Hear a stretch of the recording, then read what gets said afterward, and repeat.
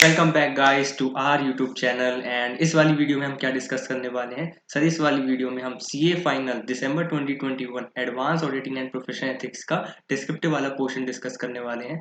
इससे पहले वाली वीडियो में मैंने आपके साथ एसएफएम के सॉल्यूशंस डिस्कस करे थे एंड इस वाली वीडियो में हम ऑडिट के सॉल्यूशंस डिस्कस करने वाले हैं। इसका 30 मार्क्स के एमसीक्यूज में ऑलरेडी आपके साथ एक सेपरेट वीडियो में शेयर कर चुका हूँ। इस वाली वीडियो के अंदर हम डिस्क्रिप्टिव वाला पोर्शन डिस्कस करेंगे जो हमारे लिए 70 मार्क्स का आया था। इस वाले पीडीएफ के नोट्स भी आपको मिल जाएंगे हमारे टेलीग्राम चैनल पर, जिसका लिंक मैं आपको डिस्क्रिप्शन बॉक्स में दे ही दूंगा। और सबसे पहले हम स्टार्ट कर लेते हैं। फर्स्ट वाला क्वेश्चन क्या है? फर्स्ट वाला क्वेश्चन क्या था? हाँ, सबसे पहले डिस्कस करने से पहले मैं आपके साथ एक चीज़ डिस्कस करता हूँ। जैसे आपका क्या होता है, प्रैक्टिकल सब्जेक्ट्स होते हैं एफआर में, एसएफएम में, टीटी में, आईटीटी में। आपको पता चल जाता है, आपको कॉन्सेप्ट आता है, आपको प्रोविजंस आते हैं, बट आप उसको अप्लाई करते हैं इन योर क्वेश्चन। तो आपको पता होता है कि हाँ, हमें सब कुछ आता है, बट उसके बाद भी हम 100% श्योरिटी से नहीं कह सकते कि हमारा आंसर सही ही होगा। बट ऑडिट के अंदर हमें ये चीज़ होती है कि हमें ना क्वेश्चन देखते ही पता चल जाता है कि यार ये कौन से चैप्टर का क्वेश्चन है और ये कहाँ से कौन से टॉपिक से पूछा गया है। बट जो एक चीज़ दिक्कत होती है कि क्या हम उस कीवर्ड्स को एकदम बिल्कुल उतार पाएंगे अपनी आंसर शीट पे। तो वही सारा गेम होता है ऑडिट के अंदर। एमसीक्यूज तो ऑलरेडी हम सब कर ही लेते हैं, एक टिक गोले मारने होते हैं हमें। बट जो डिस्क्रिप्टिव वाला पोर्शन होता है, हमें देख के क्वेश्चन पता चल जाता है। जैसे सपोज फर्स्ट क्वेश्चन ही है, ये हमारा ऐसे 240 पे था, फ्रॉड रिपोर्टिंग होती है। तो उसके रिलेटेड उन्होंने क्वेश्चन पूछा, तो अगर आपको पॉइंटर्स आते होंगे तो आप सीधे लिख देंगे, बट अगर आपको नहीं आता होगा तो फिर आप अपने अकॉर्डिंग मन बना के लिखेंगे, तो उसके अकॉर्डिंग एग्जामिनर भी आपको एवरेज मार्क्स ही देगा। ये वाली एक चीज़ थी ऑडिट के लिए। सबसे पहले आप अपने कंटेंट को अच्छे से स्ट्रॉन्ग करिए, उसकी राइटिंग प्रैक्टिस करिए एंड फोकस ऑन कीवर्ड्स और पास्ट के क्वेश्चन देखिए। तो इस वाले पेपर के अंदर मैंने जो सॉल्यूशंस बनाए हैं, तो मैंने आपके लिए क्या करा है, इसमें पूरे पेपर के अंदर आपके लिए कीवर्ड्स हाईलाइट कर दिए हैं। तो ये कि जब हम भी डिस्कस करेंगे तो आपका ध्यान उन कीवर्ड्स पे जाएगा कि हाँ भाई इस वाले कीवर्ड के अकॉर्डिंग है। तो उसके अकॉर्डिंग आप ना सेल्फ इवैल्यूएशन भी कर सकते हैं कि अगर मैंने वाला कीवर्ड लिख दिया तो हाँ भाई मैं कहीं ना कहीं इंस्टीट्यूट के आंसर के क्लोज हो जाऊंगा। तो वही चीज़ थी इस वाले पेपर को, जो मैंने सॉल्यूशन बनाया वो इस चीज़ को मैंने ध्यान रखा है। सारे कीवर्ड्स अच्छे से हाईलाइट कर दिए आपके लिए, ताकि आपके लिए बहुत ज़्यादा ईजिली कन्वीनियंट रहे अपना सेल्फ इवैल्यूएशन करने के लिए। मूविंग ऑन, देख लेते हैं हम फर्स्ट वाला क्वेश्चन क्या है। Messrs Kumar and company chartered accountant firm है और वो स्टैट्यूटरी ऑडिटर अपॉइंट हुए पीसी लिमिटेड के लिए। कौन से फाइनेंशियल ईयर के लिए? 2021 के लिए। And during the course of audit one of the partner C Kumar observe that there is a misappropriation of assets, अच्छा, in the form of theft of the entities inventory is perpetrated by employees in relatively small and immaterial amounts. CA Kumar is concerned with the existence of certain circumstances for increasing the susceptibility of assets to misappropriation. Guide CA Kumar with respect to risk fraud factors related to misstatement arising from misappropriation of assets with reference to relevant standards on auditing. आपको पता चल ही गया होगा miss appropriation of assets, risk fraud factors कौन से ऐसे के अंदर लिखा होता है। ऐसे 240 auditors responsibility relating to fraud in an audit of financial statement. तो उससे रिलेटेड इक्वेशन था। 3 पॉइंट होते हैं इसके अंदर, इंसेंटिव प्रेशर वाला, आपका रैशनलाइजेशन और आपका एटीट्यूड वाला। ये तीनों पॉइंटर के अंदर कुछ कुछ पॉइंटर अगर आपको लिखने थे, होते इसके बहुत सारे पॉइंटर्स हैं, बट 5 मार्क्स के लिए आप समझ लो ऑन एन एवरेज हर एक जो भी आपका पॉइंट है, जैसे इंसेंटिव का हो गया 3-4 पॉइंट उसके लिख दिए, ऐसे 3-4 एटीट्यूड के लिख दिए, 3-4 रैशनलाइजेशन के लिए लिख दिए, ऐसे 240 का रेफरेंस लिख दिया, थोड़ा सा मैसर कुमार कंपनी के बारे में लिख दिया और लास्ट में कंक्लूजन दे दिया। तो 5 मार्क्स आपके जेब में आ जाएंगे। तो उस तरीके से ही था। जैसे देखो मैंने भी लिखा, पहले सी कुमार के बारे में लिख दिया। इन्होंने क्या करा, मिसअप्रोप्रिएशन ऑफ असेट्स, तो इनको एंटिटी में थेफ्ट हुई इन्वेंट्री की रिलेटिवली स्मॉल क्वांटिटी में। तो फिर हमने दिया ऐसे 240 बताता है इसके अकॉर्डिंग ऑडिटर रिस्पॉन्सिबिलिटी क्या होती है, उसका हमने भाषण लिखा है यहाँ पे क्या होता है, ऐसे 240 बताता है मिसअप्रोप्रिएशन ऑफ असेट। उसके अंदर इंसेंटिव प्रेशर आता है, अपॉर्चुनिटीज आती हैं, एटीट्यूड रैशनलाइजेशन आती हैं। फिर होता है risk fraud factors arising from fraudulent financial reporting also may be present when misstatements arising from misappropriation of assets occur। ठीक है, फॉर एग्जाम्पल क्या बताएं, ineffective monitoring of management and other deficiencies in internal control may be present when misstatement due to either fraudulent financial reporting or misappropriation of assets exist। तो हमने फिर बताया कि जो कौन कौन से फ्रॉड रिस्क फैक्टर्स हो सकते हैं जो हमें सी कुमार को कंसिडर करने पड़ेंगे for misstatement arising from misappropriation of assets. सबसे पहला आया इंसेंटिव्स एंड प्रेशर। क्या क्या होता है इंसेंटिव प्रेशर? क्योंकि पर्सनल फाइनेंशियल ऑब्लिगेशंस होती हैं, क्योंकि वो क्रिएट कर सकती हैं प्रेशर ऑन मैनेजमेंट और employees with access to cash और assets susceptible to theft to misappropriation those assets। ठीक है, एडवर्स रिलेशनशिप्स हो सकती हैं between entity and employees with respect to जिनके पास एक्सेस है किसका, कैश का, and other assets susceptible to theft may motivate those employees to misappropriate those assets। कोई दिक्कत ही नहीं है। अब इन्होंने बताया एडवर्स रिलेशनशिप के कौन कौन से एग्जाम्पल हैं, तो बताया नोन और anticipated future employee lay off हो रखा है, और रीसेंट और anticipated changes to employee compensation और बेनिफिट प्लान्स हुए, या फिर प्रमोशन कॉम्पेंसेशन है एंड अदर रिवॉर्ड्स जो कि इनकंसिस्टेंट है विद देयर एक्सपेक्टेशन। सपोज वो ज़्यादा एक्सपेक्टेशन थी उनकी कॉम्पेंसेशन प्रमोशन की, बट उनकी कम हुई, तो वो एडवर्स रिलेशनशिप हो सकती है उसकी वजह से। देन अपॉर्चुनिटीज़ क्या है? अपॉर्चुनिटीज़ क्या होता है? अगर उन्हें लगता है कि भाई कहीं पे मुझे मौका मिल रहा है तो मैं चोरी कर लूँ, इन अदर वर्ड्स यही होता है। तो इन्होंने कहा कि large amount of cash in hand हो गया, तो इन्होंने सोचा चलो भाई लार्ज है, सपोज 1 लाख रुपए 1-2 हज़ार निकाल लिए, तो ठीक है। बड़ी बड़ी कंपनियों में पता नहीं चलता है, तो ये इन्होंने बताया कि भाई ऑडिटर रिस्पॉन्सिबिलिटी क्या है और रिस्टॉर्ड फैक्टर्स क्या है। तो हम लोग रिस्टॉर्ड फैक्टर्स डिस्कस कर रहे हैं, ऑडिटर रिस्पॉन्सिबिलिटी इन्होंने पूछी ही नहीं थी एग्जाम में। तो इन्वेंट्री आइटम हो सकती है, जैसे स्मॉलर आइटम में ले ली, एक दो निकाल ली, और easily convertible such as bearable bond diamonds वगैरह इन्होंने बताया कुछ इजीली कन्वर्टेबल असेट्स के बारे में। फिक्स असेट जो कि अगेन स्मॉल है, अनमार्केटेबल है, lacking observable identification of ownership, पता नहीं चलती है ओनरशिप किसकी होगी। इनएडिक्वेट सेग्रीगेशन ऑफ ड्यूटीज। अब ये क्या इनएडिक्वेट segregation of duty, इनएडिक्वेट internal control वगैरह बता रहा है कि भाई क्या क्या हो सकते हैं। अगर आप देख लीजिए, मैं आपके साथ सिर्फ कीवर्ड्स पढ़ता हूँ, पूरा पढ़ने बैठेंगे तो ये फिर 2 या 3 घंटे में भी पेपर डिस्कस नहीं होने वाला है। तभी मैंने आपके लिए क्या करा, कीवर्ड्स हाईलाइट कर दिए, और आपको भी यही करना है, आपको भी कीवर्ड्स पढ़ते हुए चलना है, और पूरा पेपर को इसी तरीके से हम रैप अप करेंगे, और आपको भी इसी तरीके से रैप अप करना है। ऑडिट को पढ़ने का तरीका ही है कीवर्ड से पढ़ना, पूरा पढ़ने जाओगे तो ऑडिट खत्म ही नहीं होगा कभी भी। Inadequate क्या है? Oversighting of senior management, oversight of employees responsible for assets, inadequate job applicant screening of employees, inadequate record keeping, inadequate system of authorization, inadequate physical safeguards, lack of complete and timely reconciliation of assets, lack of timely and inappropriate documentation, lack of mandatory vacations, mandatory vacation नहीं दे रहे employees को, inadequate management understanding, inadequate access control। तो ये सब आपके कौन से point से, आपके अपॉर्चुनिटीज के पॉइंट से, जब भी एम्प्लॉय को लगता है अपॉर्चुनिटीज है तो वो क्या करते हैं, मिस अप्रोप्रिएशन ऑफ असेट्स करते हैं। ठीक है सर, कोई दिक्कत नहीं है। एटीट्यूड रेशनलाइजेशन में क्या है, मॉनिटरिंग और रिड्यूसिंग रिस्क, क्या देखो क्या डिसरिगार्ड है the need to for monitoring और रिड्यूसिंग रिस्क, ठीक है। Internal control over misappropriation of assets, displeasure और डिसैटिस्फैक्शन, बिहेवियर और लाइफस्टाइल दैट में indicate assets have been appropriated, tolerance of petty theft. Sir आप कह रहे हैं ये सब पॉइंट्स तो कुछ जनरल से लग रहे हैं, बट क्या उसको लिखने के नंबर है? इट डिपेंड्स कि आपने किस तरीके से लिखा है, क्या वो एकदम कीवर्ड्स के एकदम क्लोज जा रहा है। अगर वो जा रहा है तो एग्जामिनर आपको नंबर पूरे देगा, अगर वो बिल्कुल ही अलग उसका मीनिंग निकल रहा है तो definitely examiner will deduct some of the marks. तो आपको ये देखना है कि आपका अगर मीनिंग सही चल रहा है तो कोई दिक्कत नहीं है। और ये सारे याद भी नहीं कर सकते आप पॉइंटर्स, देख लो कितने सारे पॉइंटर हैं। आपको कुछ कुछ पॉइंटर्स लिखने थे इसके, मैंने आपके लिए यहाँ पे सारे डिनोट कर दिए हैं, क्योंकि सपोज किसी स्टूडेंट ने फर्स्ट 2 पॉइंट्स लिखे हो सकते हैं, फर्स्ट 3, किसी ने लास्ट के 3 पॉइंट लिखे हो सकते हैं, किसी ने बीच के 3 पॉइंट लिखे हो सकते हैं। तो मैंने क्या करा, आपके लिए सारे पॉइंटर लिख दिए ताकि आप अपना सेल्फ इवैल्यूएशन करें, या फिर आगे फ्यूचर में भी अगर आपको एग्जाम्स के लिए अपीयर करना है तो आप इसके लिए अगर आप बेसिस देख रहे हैं कि भाई क्या क्या सजेस्टेड आंसर हो सकता है, तो आप उसके अकॉर्डिंग आपके माइंड में सारे पॉइंटर्स रहेंगे, तो एग्जामिनर में क्या पता कौन सा पॉइंट क्लिक कर जाए। अगर आप 3 याद करके जाओगे तो आपको एक ही याद रहेगा, अगर आपने 16 पॉइंट दिमाग में रखे होंगे तो एटलीस्ट आपको 8 से लेकर 10 पॉइंट दिमाग में आ जाएंगे, एंड क्वेश्चन से 5 ही नंबर का था। ठीक है, तो इस तरीके से मैंने आपके यहाँ पे सारे पॉइंटर्स लिख दिए। देन हम आ जाते हैं क्वेश्चन नंबर 1B। 1B क्या है, मैं अपना हाईलाइटर कलर चेंज कर लेता हूँ।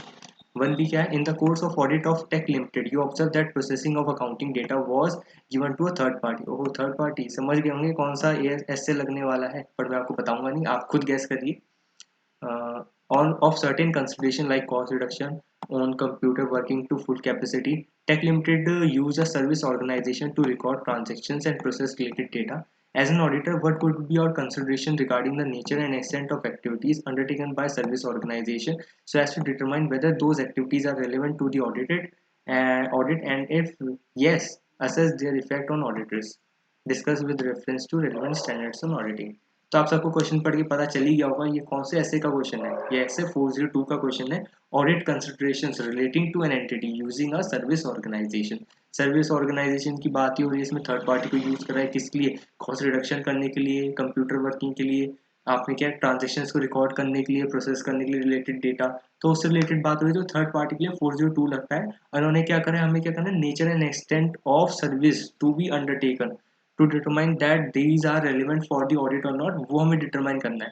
तो ये क्या होता है, ये ना ऐसे 402 जो आपका बेयर एक्ट होता है, इंस्टीट्यूट की प्रोनाउंसमेंट होती है, या फिर टीचर्स ने भी, बहुत टीचर्स ने अपनी बुक में भी कवर कर रखा होगा।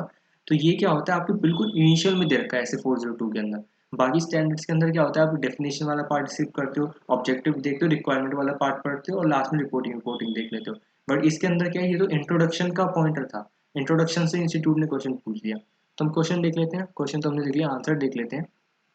आंसर के अंदर क्या है, एज पर एस से 402 audit considerations relating to an audit using a service organisation. क्या होता है, a service organization services are part of a user entity's information system including related business processes relevant to financial reporting if these services affect any of the following। क्या affect करेंगी, अगर वो class of transactions को affect करती हैं। अब देख लीजिए, मैं सिर्फ कीवर्ड्स पढ़ने वाला हूँ, पूरी लाइन आपको भी नहीं पढ़नी है एग्जाम के लिए। क्लास ऑफ ट्रांजेक्शन्स, प्रोसीजर्स वगैरह देखो कि क्या है, आईटी वगैरह के manual system, accounting records electronic या मैनुअल है, उसकी सपोर्टिंग इन्फॉर्मेशन देखो। और फिर क्या देखो, how user entities information system captures events and condition, वो देखो। फाइनेंशियल रिपोर्टिंग प्रोसेस देखो, यूज टू प्रिपेयर क्या, एंटिटीज फाइनेंशियल स्टेटमेंट। कंट्रोल देखो, सराउंडिंग जर्नल एंट्रीज क्या एमएटी या फिर ओमिट तो नहीं होती हैं, या फिर उनको क्या करते हैं अपडेट वगैरह का, वो सिस्टम कैसा है, including non standard journal entities use to record non recurring unusual transaction और एडजस्टमेंट्स। बस खत्म।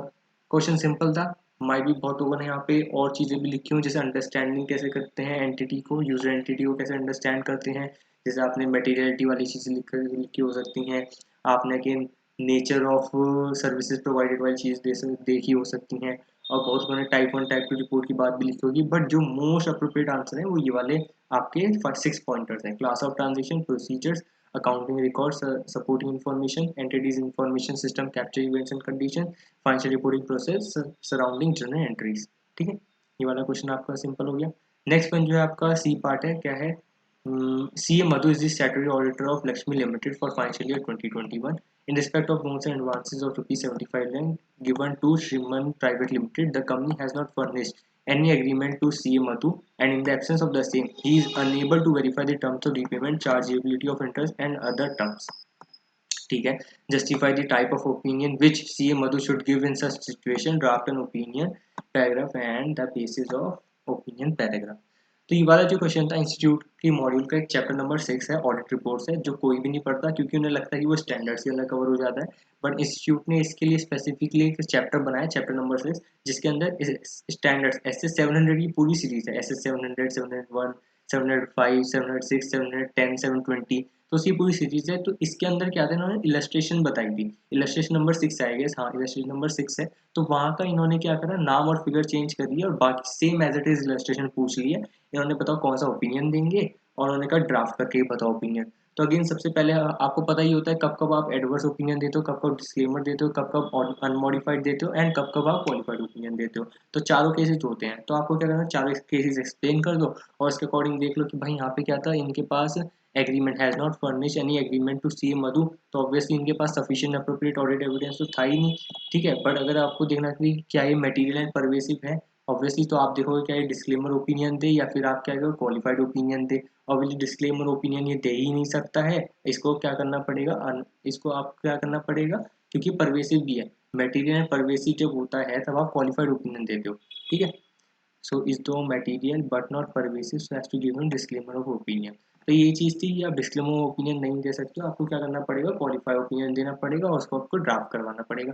तो वही चीज़ उन्होंने यहाँ पे थ्योरी में लिखी है, एक बार देख लेते हैं क्या कर रहा है। इन द प्रेजेंट केस क्या कर रहा है, लोन एडवांस 75 लाख के श्रीमन प्राइवेट लिमिटेड को, एंड उसने क्या करा है, फर्निश नहीं करा है कोई भी agreement to C Madhu, and इस पे and in respect of such agreement C Madhu is unable to verify the terms of repayment, chargeability of interest and other terms for an auditor while verifying any advances. One of the most important audit evidences is the loan agreement, and therefore the absence of such document in the present case can tantamount to material misstatement in the financial statements to the company. However, the inability of CA Mahathir to obtain such audit evidence is though material but not pervasive so as to require him to disclaim the opinion. Thus, in the present case, CA Madhu should give qualified opinion।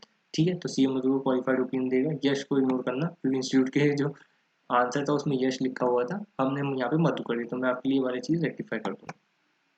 Relevant accept क्या रहेगा qualified opinion का, अब देख लीजिए यही है, in our opinion to best of our information knowledge क्या करा है, एक्सेप्ट जो कि मैटर है कौन सा, बेसिस ऑफ क्वालिफाइड ओपिनियन को छोड़ के financial statement true and fair view देती हैं, कौन से ईयर का, 31 मार्च 2021 का, एंड प्रॉफिट एंड लॉस भी एज ऑन दैट डे।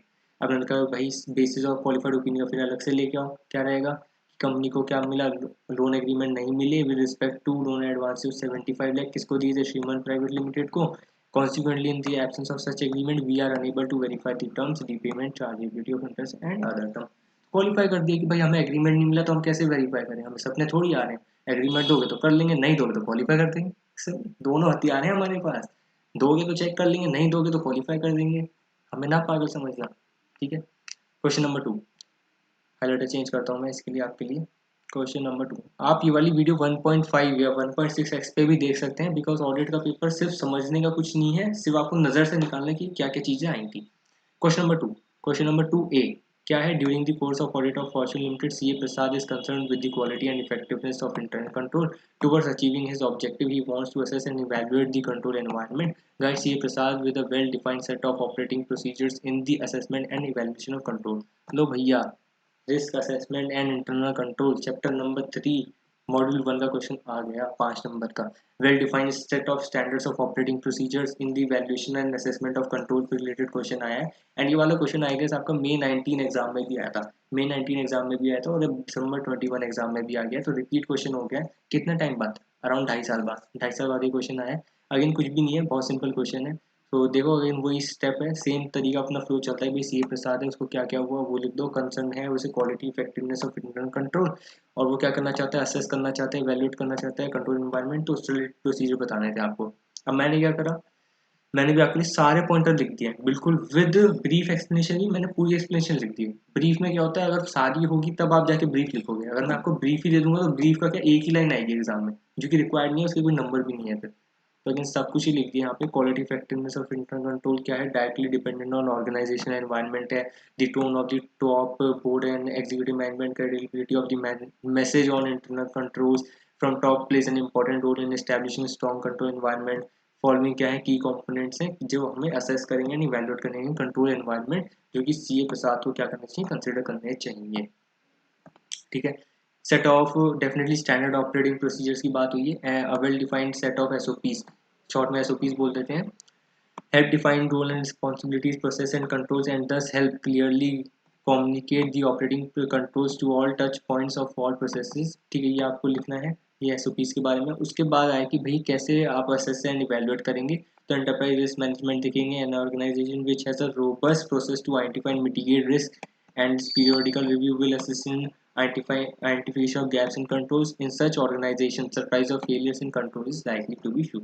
अगर देखिए मैं आपके लिए पूरा पढ़ रहा हूँ बट रिक्वायर्ड नहीं है, ठीक है, आप सब अपना आप भी पढ़ सकते हैं। आपको क्या देंगे, segregation of job responsibility, job rotation, sensitive areas, delegation of financial power document, information technology based control, ये 5 पॉइंट लिखने थे, इनके अंदर ब्रीफ एक्सप्लेनेशन लिखनी थी अपनी लैंग्वेज के अंदर, एक आधा कीवर्ड अगर आपको लगता है उठा के लिखते और 5 5 नंबर लेके जाते हैं, बट मैं तब भी आपको रिव्यू करवाता हूँ क्या है सेग्रीगेशन ऑफ जॉब रिस्पॉन्सिबिलिटी क्या है। आपको क्या होता है, मल्टीपल एक्टिविटीज होती हैं तो एक बंदा नहीं कर सकता, सेग्रीगेशन ऑफ ड्यूटी करो। इन्होंने वही कहा है कि भाई वन इंडिविजुअल पे कॉन्सेंट्रेट मत करो, सेग्रीगेशन ऑफ ड्यूटीज इंपॉर्टेंट है, तो डिफरेंट पर्सन में बांट दो, वो इन्होंने लिखी हुई conduct bye the same person नहीं होना चाहिए। एग्जाम्पल लिखा है तो आप एग्जाम्पल एक बार देख लेना, गो थ्रू कर लेना। Job rotation sensitive areas, sensitive areas में जॉब रोटेशन होनी चाहिए, नहीं भाई एक ही बंदा कर रहा है again, वो तो सेग्रीगेशन ऑफ ड्यूटी अलग थी, बट इनका जॉब रोटेशन होनी चाहिए ताकि हर एक पर्सन को पता चलता रहे, सपोज कोई एक पर्सन भी फ्रॉड ना करता रहे। तनी job carried out by the same person over long period of time, पता है आपको क्या होता है, is lead to complacency and possible misuse in sensitive areas, ये चीज़ें होती ही हैं, घूस घूस दे दी कुछ हो गया, तो वो अपने अकॉर्डिंग काम चला रहा होगा, क्या कर रहा होगा, क्या पता है ऑर्गेनाइजेशन को, तो इसलिए job rotation is very important. It is therefore important that तो लिख भी रहा है that in key commercial function job rotation is regularly followed to avoid degeneration of controls। फिर एग्जांपल लिख रहा है, एग्जांपल आप देख लेना। Delegation of financial power document, as the organization grows it needs to delegate the financial and other power to their employees। A clearly defined document on delegation of powers allows controls to be clearly operated without being dependent on individuals। Obviously Mukesh Ambani ji सारा काम थोड़ी कर सकते हैं, delegation of power करनी पड़ेगी, अगर वो सारे काम करने बैठे तो ऑब्वियसली बिजनेस की डिसीजन, एक्सपेंशन डिसीजन कौन लेगा, तो मुकेश अंबानी जी सारा काम नहीं कर सकते, इसलिए delegation of financial powers it is very important. Then information technology based controls, with the advent of computers and enterprise resource planning ERP system, it is much easier to embed controls through the system instead of being human dependent. The failure rate of IT embedded control is likely to be low, is likely to have a better audit trail and is thus easier to monitor. उसके बाद हमने फिर एक example लिख दिया है आपके सबके लिए। ठीक है, बहुत आसान क्वेश्चन था। नेक्स्ट जो आपका क्वेश्चन आ रहा है, क्वेश्चन नंबर 2B आ रहा है। अगेन ये वाला क्वेश्चन थोड़ा अनएक्सपेक्टेड सा था, बट हाँ जनरल था। बहुत लोग कहेंगे ये वाला क्वेश्चन माइट बी एफआर से रिलेटेड आया हो, बट आई वुड से ये आपके जो ऑडिट, कंपनी ऑडिट होता है, कंपनी ऑडिट सब पढ़ते हैं, उसके अंदर इंस्टीट्यूट की मॉडल के अंदर ही एक एनेक्जर दे रखा है, उस रिलेटेड ही वाला क्वेश्चन आया है। बहुत लोग एनेक्जर्स पढ़ते हैं, बहुत लोग नहीं पढ़ते। अगर आपने नहीं भी पढ़ा हो आप तब भी लिख सकते थे, बिकॉज आपने एफआर के अंदर इंडिया बेस्ड बैलेंस शीट्स बनाई हैं, तो उससे रिलेटेड ही क्वेश्चन था। मैं आपको बता दूं, general instructions to be considered by RS limited while preparing its financial statements. और इसकी फाइनेंशियल स्टेटमेंट्स कौन सी है? इंडियाज बेस है, इंडियाज रूल जो 2015 था, तो उसके बेस में आपको जनरल इंस्ट्रक्शंस बतानी थी। तो ऑब्वियसली आप सब लिख भी सकते थे जनरल इंस्ट्रक्शंस क्या होती हैं, आप बताओ ना। कुछ तो आप भी सोच लो, आपको आंसर नहीं पढ़ना क्या होती है। आपको सारी डिस्क्लोजर रिक्वायरमेंट देखनी थी, मटेरियल डिस्क्लोजर होना चाहिए, राउंडिंग ऑफ की डिस्क्लोजर रिक्वायरमेंट्स होती हैं, राउंडिंग ऑफ कैसे होगा। ठीक है, आपने बोला नोट्स में और कौन कौन सी इन्फॉर्मेशन शो कर सकते हैं, वो वाली चीज़ हो सकती हैं। आपको कंपेरेटिव्स बनाने हैं, उससे रिलेटेड आपका जनरल इंस्ट्रक्शंस दी हो सकती हैं। तो इस टाइप की जनरल इंस्ट्रक्शंस थी, अगर आपको पता होती तो आप लिख सकते थे, अदरवाइज ये आपके इंस्टीट्यूट की मॉडल के अंदर भी है, ऑडिट वाली मॉडल के अंदर भी है ये। ठीक है, तो अगेन ये वाला क्वेश्चन तो आसान था, मैंने आपको बताई दिया, बट एक बार देख लेते हैं। मैसेज करना है, अपॉइंट करें statutory auditor of RS limited, कौन सी ईयर के लिए? 31 मार्च 2021 के लिए। और फाइनेंशियल स्टेटमेंट की अकॉर्डिंग इंडिया रूल से बनी है, वो तो हमने देख लिया। और सीएफओ क्या है इनके? व्यू है कि disclosure requirements under division 2 of schedule of the companies 2013 are complete and no other additional disclosures shall be made in the notes or by way of additional statement. Advice करो कि भाई general instructions क्या है। तो obviously आपने देखा कि भाई जनरल इंस्ट्रक्शंस देख लेते हैं क्या है। फाइनेंशियल स्टेटमेंट की जो आरएस लिमिटेड को कंसिडर करनी है, उन्होंने क्या बोला है कि भैया एवरी कंपनी जिस पे इंडेक्स लगते हैं share prepare financial statement in accordance with this schedule, division 2 schedule 3 के अकॉर्डिंग बनाना है। और इनको क्या करना है, इनको जो भी असेट्स एंड लाइबिलिटीज हैं इन दी ऑर्डर ऑफ लिक्विडिटी इनको रखनी है मेंटेन, क्योंकि उसका भी एक सेट फॉर्मेट होता है, उसके अकॉर्डिंग आपको मेंटेन करनी है। ठीक है, any change in the treatment disclosure वो भी आपको डिस्क्लोज करना पड़ेगा। डिस्क्लोजर रिक्वायरमेंट जो इस वाले शेड्यूल के अंदर है वो इन एडिशन है और कोई सब्सटीट्यूशन नहीं है। Disclosure requirement specified in the Indians, Indians के अंदर जो है वो तो है ही, और जो हम ये दे रहे हैं शेड्यूल दे रहे हैं वो इन एडिशन टू इंडियस है। ये मत कर दें कि सब्सटीट्यूट कर रहे हैं इंडियस को मारो गोली, ऐसा नहीं। इंडियस तो है ही और शेड्यूल भी है, दोनों को मिला के करना है। क्या करना है? डिस्क्लोजर। ठीक है, नोट्स अकाउंट भी फिर इन एडिशन है to the financial statement. Negative description disapprovation item का फिर देना है आपको। Information do not qualify recognition on दो स्टेटमेंट। और each item on the face of balance sheet statement of changes in equity statement of PNL shall be cross reference by the related information the notes. तो आपको सबको पता ही है, balance sheet बनाते तो क्या करते हैं, एक कॉलम तो नोट का ही आता है, नोट नंबर 1 2 3 4, तो वो इन्होंने कहा क्रॉस रेफरेंसिंग करो नोट्स के साथ, तो वही चीज़ उन्होंने लिख दी यहाँ पे।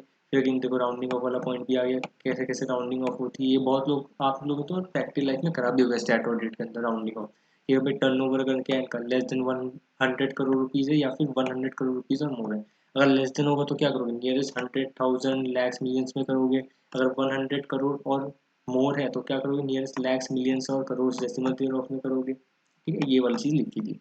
नेक्स्ट पॉइंट आपका क्या है कि भाई कंपैरेटिव्स वाली बात आ गई, भाई corresponding amounts comparative of immediately preceding reporting period वाली चीज़ लिख दोगे। मेटेरियल आइटम का डिस्क्लोजर कर दोगे। कोई और एक्ट और रेगुलेशन क्या है जो स्पेसिफिक डिस्क्लोजर करवाना चाहता है वो कर दोगे। सपोज आईआरडीए एक्ट के अंदर कोई और स्पेसिफिक डिस्क्लोजर है तो वो कर दोगे। वैसे उस पर वाला लगता नहीं है, इंश्योरेंस कंपनी पे तो इंडिया से भी नहीं लगते हैं, वो अभी ऑन होल्ड है। लेट्स सी उनके अकॉर्डिंग कोई नोटिफिकेशन आती है, तो मैंने आपको जस्ट एन एग्जाम्पल दिया है, दिल पे मत ले लेना भाई। नेक्स्ट क्वेश्चन, प्यारा प्यारा क्वेश्चन, सबका फेवरेट क्वेश्चन, प्रोफेशनल एथिक्स का क्वेश्चन। सब सिर्फ प्रोफेशनल एथिक्स कंपनी ऑडिट और स्टैंडर्ड्स के भरोसे ही जाते हैं। तो आपका प्यारा क्वेश्चन आ गया 4 नंबर के लिए, स्टैंडर्ड्स ऑन नहीं प्रोफेशनल एथिक्स के लिए। बहुत सिंपल क्वेश्चन था, रिपीट क्वेश्चन है, आई गेस ये आपका May 18 नोट सिलेबस के अंदर भी आया था, यस आई रिमेंबर। तो the cashier of the company committed fraud, और फ्रॉड कर दिया, फ्रॉड फ्रॉड फ्रॉड ऐसे 240 सेक्शन 143 सेक्शन 12 कारो पैरा 3 क्लॉज 10। अच्छा, तीन चीज तो मेरे दिमाग में आई गई, देख लेते हैं क्या मांगना चाह रहा है। Cash of the company committed a fraud and absconded with the proceeds thereof. The chief accountant of the company also did not know when the fraud has occurred. In the course of the auditor failed to discover the fraud. Oh, auditor ji discover क्यों नहीं कर पाए? The audit was completed. However, the fraud was discovered by the chief accountant. Oh, chief accountant discover के लिए auditor कर ही नहीं पाया. ठीक है. Investigation made at that time indicates that the auditor did not exercise proper skill and performed his work in desultory and efficient manner. Oh, with this background, the directors of the company intend to file disciplinary proceedings against the auditor. Oh, proceedings file हो रही हैं auditor के साथ बताइए क्या होगा, guilty है या नहीं है। उन्होंने कहा भी लिख भी दिया, comment with reference to the chartered accountants act 1949 and schedules thereto. Sir obviously guilty है, क्यों? आपका क्लॉज नंबर 7 होता है of part 1 of second schedule to the chartered accountants act 1949। He is guilty of professional misconduct. A chartered accountant in practice shall be deemed to be guilty of professional misconduct if he does not exercise reasonable care and skill or is grossly negligent in the conduct of his duties. So वही वाली चीज़ है इसके अंदर, वही आप देख लीजिए। As it appears from the facts क्या है, उसने एक्सरसाइज ड्यू केयर स्किल नहीं करी है और टेस्ट ऑफ वाटर लाइबिलिटी लाए है, ठीक है, ये सब आपको पढ़ना है। Cash is a very significant item and in this situation and the fact that the cashier has left during the year without the notice should have placed the auditor on alert as regards to the cash book. In fact, the very fact that the cashier was absconding, that is left without any notice, constituted sufficient circumstances to excite suspicion of the auditor to probe at the bottom.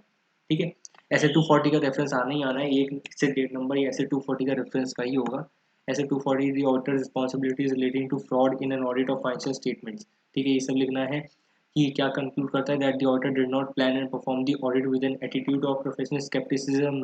Oh, thus having regard to this and a fraud has actually taken place during the year committed by the absconding cashier, it is reasonable to think that the prima facie there is a case against the auditor for gross negligence. ठीक है, ये सब तो आपको एक reference के लिए लिखना ना। उसके बाद एक आपका क्लॉज 7 आया जो मेन आपको पी का पार्ट ही होता है। Clause 7 of part 1 of second schedule to the chartered accountant act 1949 क्या स्टेट करता है, ये आपको पूरी डेफिनेशन चिपका के लिखनी है।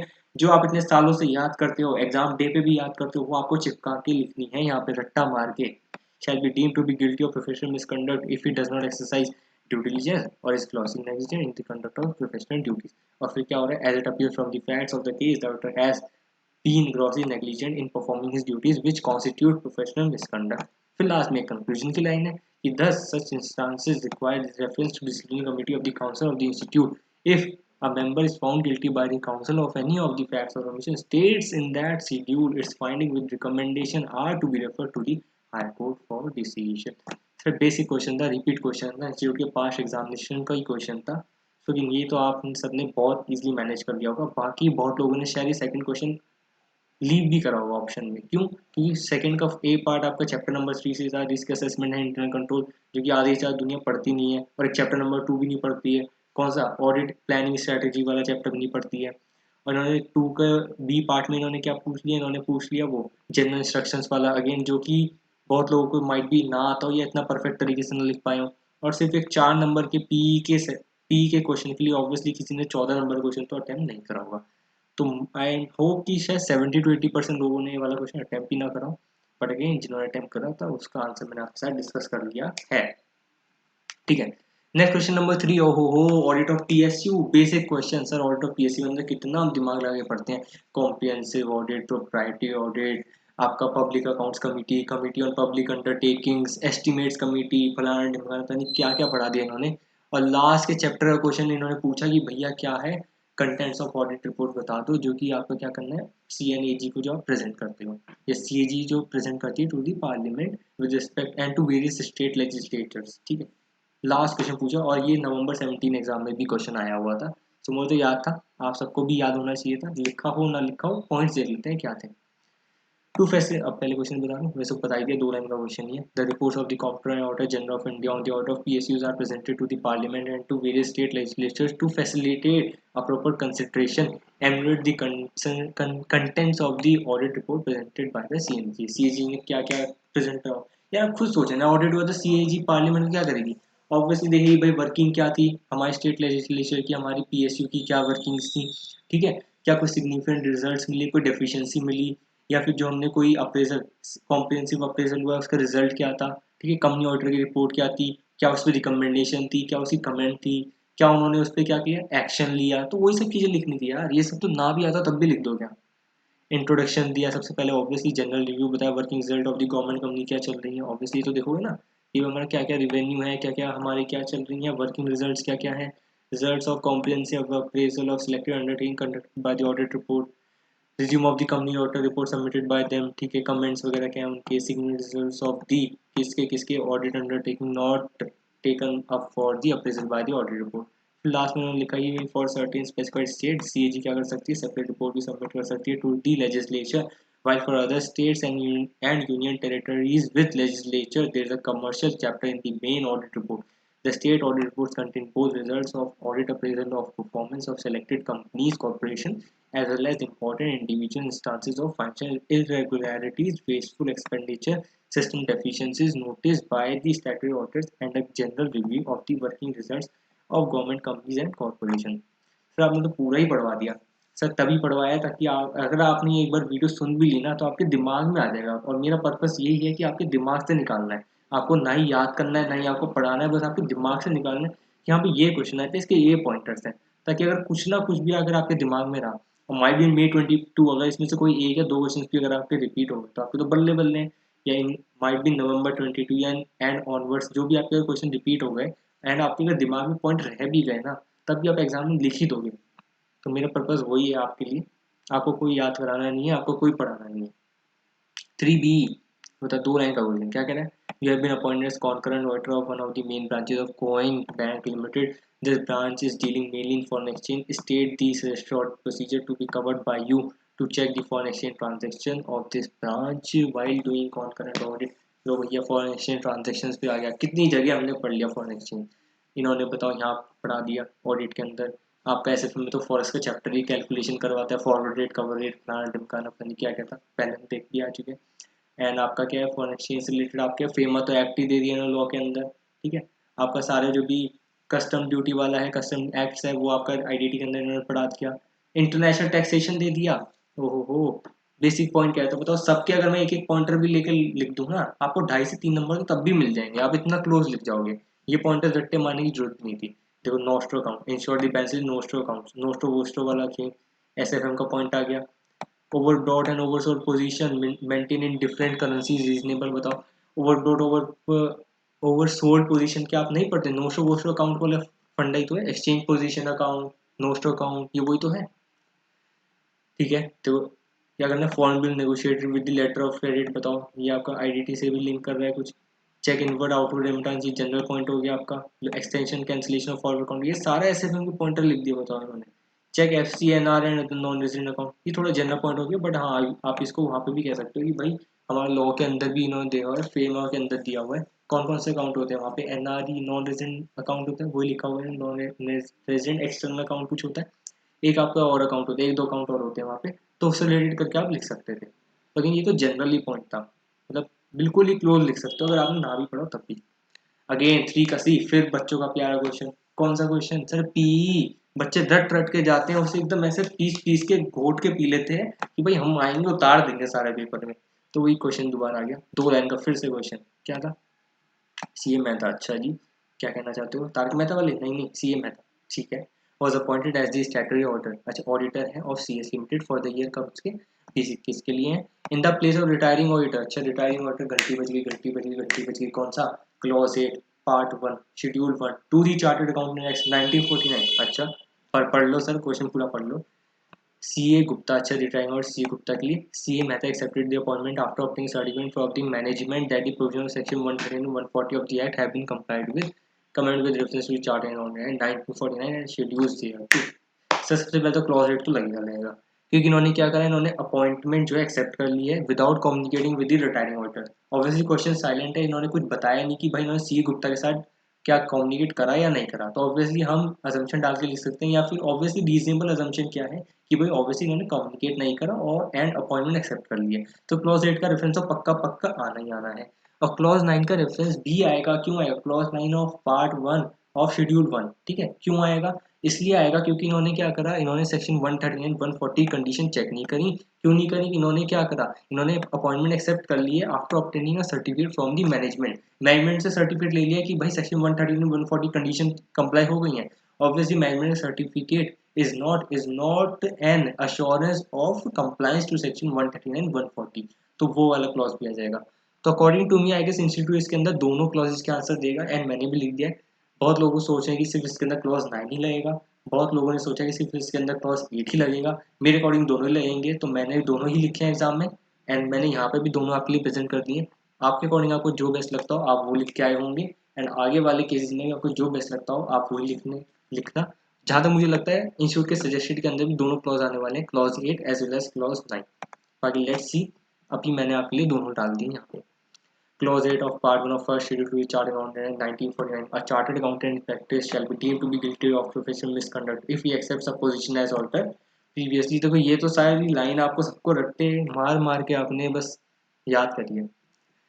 Held by another chartered accountant or a certified auditor who has issued certificate under restricted certificate rules 1932 without first communicating him writing। और फिर दो लाइन आपको लिखनी होती है, एक तो क्लॉज लिखना होता है उसके बाद उसकी एक्सप्लेनेशन होती है जो कि क्लॉज के अंदर ही होती है। तो मैंने आपके लिए यहाँ पे लिख दी है कि भाई in the opinion of council क्या है, the following are in the normal course which provide such evidences. कैसे कि उन्होंने कम्युनिकेट करा, कैसे एविडेंसेस प्रोवाइड करेंगे कि भाई बाय हैंड उसने क्या करा, रिटर्न एक्नॉलेजमेंट दियो, या फिर उसने क्या करा हो लेटर सेंड करो through return acknowledgement to due, या फिर एक्नॉलेज, या फिर उसने क्या यूडिन जनरेट करा यूडिन पोर्टल पे subject to separate guidelines to be issued by the council in this regard, or acknowledgement of the communication from the retiring auditor via email address registered with the institute or its last known official email address।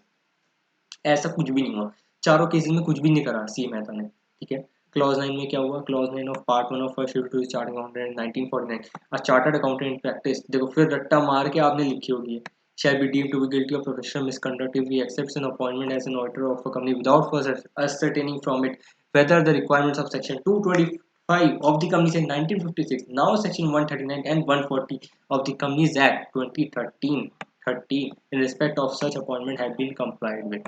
ठीक है, ये लिखना है, उसके दो भाषण लिखना है। देखो मैंने आपके लिए रेफरेंस लिख दिया कि सर्टिफिकेट वाली बात कहाँ लिखी है। Accordingly, it is necessary for the incoming auditor to certify himself that the notice provided in section 139-140 have been effectively served on the outgoing auditor, that is by seeing that the notice have been duly served through hand delivery or by registered post with acknowledgement due। Production of a certificate for posting by the company would not be adequate for the purpose of incoming auditor satisfying himself about the compliances with section 139 and 140। Acknowledgement received from the outgoing auditor would be one of the forms in which such satisfaction can be obtained। In the present case, C.A. Mehta was appointed as the auditor of the CS Limited for the year 2021 in the place of retiring auditor C.A. Mehta. C.A. Gupta. C.A. Mehta accepted the appointment after obtaining a certificate from the management that the provision of section 130 and 140 of the Company Act 2013 have been complied with। So production of management certificate is not an adequate evidence of compliance with the provision of section 139 and 140 of the Companies Act 2013, and further CML is required to communicate with the retiring auditor C.A. Gupta before accepting the auditor assignment। Hence, C.A. Mehta is deemed to be guilty of professional misconduct as per Clause 8 and Clause 9 of Part 1 of First Schedule to the Chartered Accountants Act 1949। तो definitely इसके अंदर ये तो था, clause 8 का reference तो 101% आना ही आना था। अब क्लॉज 9 माइट भी डिफरेंट व्यूज हैं, बहुत लोगों ने सोचा वो लिखें ना लिखें, आई होप कि दोनों ही आने चाहिए। क्लॉज 8 साइलेंट था, कुछ क्लॉज 8 की बात करी नहीं गई थी भाई उसने कम्युनिकेट करा है नहीं करा सी गुप्ता के साथ, तो इस बेसिस पे क्लॉज 8 तो आना ही आना था। और क्लॉज 9 के बारे में तो क्वेश्चन स्टेट कर ही रहा था कि भाई सर्टिफिकेट मैनेजमेंट से ऑब्टेन करा है, तो ऑब्वियसली बताओ सेक्शन 130 140 कंडीशन कंप्लाई हुई है या नहीं, तो क्लॉज 9 तो आना ही आना था। और क्लॉज 8 भी मेरे अकॉर्डिंग आएगा। दोनों का क्लॉज का कंबाइन करके एनालिसिस करके कंक्लूजन दे के नंबर लेके जाना था आपको। ठीक है, क्वेश्चन नंबर 4 ए कंसोलिडेटेड फाइनेंशियल स्टेटमेंट्स का क्वेश्चन है, सेक्शन 129 पे क्वेश्चन है। इन्होंने क्या करा, इन्वेस्टमेंट एंटिटी का क्वेश्चन है, इन्होंने क्या करा है बताओ भाई सीएफएस बनेंगे या नहीं बनेंगे। तो क्वेश्चन देख लेते हैं, आंसर भी आप सबको पता ही है। क्या करते हैं इन्वेस्टमेंट एंटिटी के लिए इंड एस 110 के अंदर तो एग्जेम्पशन है, उसको सीएफएस बनानी ही नहीं होती है। और पर सेक्शन 129 के अंदर क्या करना होता है, सेक्शन 129 के अंदर आपको आपको क्या करना होता है, सीएफएस आपको बनाने ही होते हैं, चाहे इन डेज के अंदर कुछ भी लिखा हो, आपको सेक्शन 129 आपको कंपनीज एक्ट के अकॉर्डिंग सीएफएस बनाने ही पड़ेंगे। तो क्वेश्चन देख लेते हैं। M&B investment limited is a company having paid up share capital of ₹1 CR। ठीक है, मुझे क्या मतलब, it is subsidiary investor fund management limited. Major business of M&B investment is to pool money from investors on a collective basis and invest this money in various funds। This company pooled ₹10 crore from a number of clients which represent the company's shareholders while auditing books of accounts of M&B Investment Limited CAX observed that the whole amount of rupees 10 CR pooled has been invested in shares and debentures of various companies, and profit earned due to appreciation of the prices of these shares has been distributed to various shareholders of the company. Raised an issue while auditing financial statements of M&B Investment Limited, whether the consolidated financial statements are required as per section 129(3) of the Companies Act 2013. Analyze the above issue and give your opinion. ठीक है sir, ये वाला same question पता है क्या है, आपके institute की मॉडल का टेस्ट और नॉलेज का क्वेश्चन है, क्वेश्चन नंबर 9 है। उसके अंदर इन्होंने क्या करा है, इसमें तो इन्होंने बता दिया कि भाई ए की subsidy investor fund management limited, A की सब्सिडी दे the investors fund management limited. Institute के मॉडल के क्वेश्चन के अंदर क्या करा, H1 वगैरह का क्वेश्चन है, सब्सिडी S1 S2 S3 का क्वेश्चन है, वहां पे इन्होंने मल्टीपल सब्सिडी दी थी, यहाँ पे इन्होंने एक ही सब्सिडी दी है। सेम क्वेश्चन है, थोड़ी बहुत फिगर दे दी भाई कंपनी ने क्या क्या पूल करा, ताकि इन्वेस्टमेंट एंटिटी का थोड़ा नेचर पता चल जाए। क्वेश्चन सेम है, आंसर भी पूरा वहीं का सेम है, तो मैं आपको यहाँ पे आंसर भी दिखा देता हूँ। कुछ भी नहीं लिखना था आपको, इंडेक्स 110 लिखना था, आपको 123 का रेफरेंस लिखना था जो कि आपको शेड्यूल 3 बताता है, और आपको थोड़े 2-4 लाइन क्वेश्चन की लिखनी थी। क्या लिखनी थी, M&A इन्वेस्टमेंट की लाइन लिखनी थी, CX के थोड़े ऑब्जर्वेशन लिखने थे, लास्ट में कंक्लूजन की 2 लाइन लिखनी थी, और आपको 5 नंबर आपकी जेब में लेके जाने थे। तो मैं आपको दिखाता हूँ, पॉइंटर्स दिखाऊंगा। CFS 129(3) क्या कहता है कि आपको बनाने पड़ेंगे वन और मोर सब्सिडी अगर हो, यहाँ वाले केस में 1 है, इंस्टीट्यूट के टेस्ट नॉलेज में क्वेश्चन था, मोर सब्सिडी वाला केस था, एग्जाम में 1 सब्सिडी आया, एग्जाम में 1 सब्सिडी, टेस्ट नॉलेज में मोर सब्सिडी। एसोसिएट भी इंक्लूड कर सकते हैं, जॉइंट वेंचर भी करेंगे, प्रिपेयर करना पड़ेगा CFS of the companies and all the subsidy in the same form and manner as that to of its own. ठीक है जी। Further companies account rule 2014 CAAR, जो शॉर्ट फॉर्म में हम कार बोला जाता है, CAAR company accounts and audit वाला होता है ना, ठीक है। रूल्स कहता है CFS of the company shall be made in accordance with the provision schedule 3 of the act and the applicable accounting, however which is not required to prepare CFS under the accounting standard, जिसको नहीं बनाने होते, it shall be sufficient if the company complies with the provision of the consolidated financial statement provided in schedule 3 of the act। अगर वो schedule 3 से बना लेती है, भले ही चाहे उसे AS या इंडेस में नहीं बनाने हो, सो सफिशिएंट कंप्लाइंस रहेगा CFS का। ठीक है। फर्दर इन्होंने लिखा कि इन्वेस्टमेंट एंटिटी क्या होती है, इंडेक्स 110 में क्या लिखा होता है, और क्या उसको बनाने होते हैं CFS नहीं बनाने होते, तो वही 2 लाइन उन्होंने यहाँ पे लिखी है। Investment entity need not present consolidated financial statement if it is required in according with the index 110 consolidated financial statement. फिर उन्होंने थोड़ी भाई इन्वेस्टमेंट एंटिटी की भाषा में लिखा कि भाई क्या डेफिनेशन होती है, जो ऑब्टेन फंड कर दी है, फंड्स लेती है वन और मोर इन्वेस्टर से, इन्वेस्ट करती है उन फंड्स को किस पर्पस के लिए, कैपिटल एप्रिसिएशन के लिए या फिर इन्वेस्टमेंट इनकम के लिए, और फिर जो इनकम आती है उसको क्या करती है, डिस्ट्रीब्यूट कर देती है वेरियस इन्वेस्टर्स के अंदर और अपना प्रॉफिट ले लेती है। तो वही चीज़ थी, वही मैनेजमेंट करती है, मैनेजमेंट सर्विस प्रोवाइड करती है, कमिट करती है इन्वेस्टर्स को, बिजनेस में क्या करती है, सोली रिटर्न्स वगैरह प्रोवाइड, एप्रिसिएशन, इन्वेस्टमेंट मनी, और आपने दे देती है। अब प्रेजेंट केस से लिंक कर दिया, भाई ये तो हमारा फॉर्मेट ही यही है, थोड़ा प्रोविजन लिखो, केस से लिंक करो, थोड़ा अपनी एनालिसिस करो, लास्ट में कंक्लूजन लाइन दो, 4 पार्ट में आंसर फ्रेम करते हैं। 5 नंबर क्वेश्चन होता है तो 1-2 लाइन और एक्स्ट्रा लिखनी होती है प्रोविजन की, बस 5 नंबर जेब में है हमारे। In the given case, M&B Investment Limited is an investment entity and the company has a subsidiary, Investors Fund Management Limited, and it has pooled rupees 10 CR from a number of clients which represent company's stakeholders. This amount is further invested in shares and debentures of various companies, and the profit earned due to appreciation of the prices of the shares have been distributed to various shareholders of the company.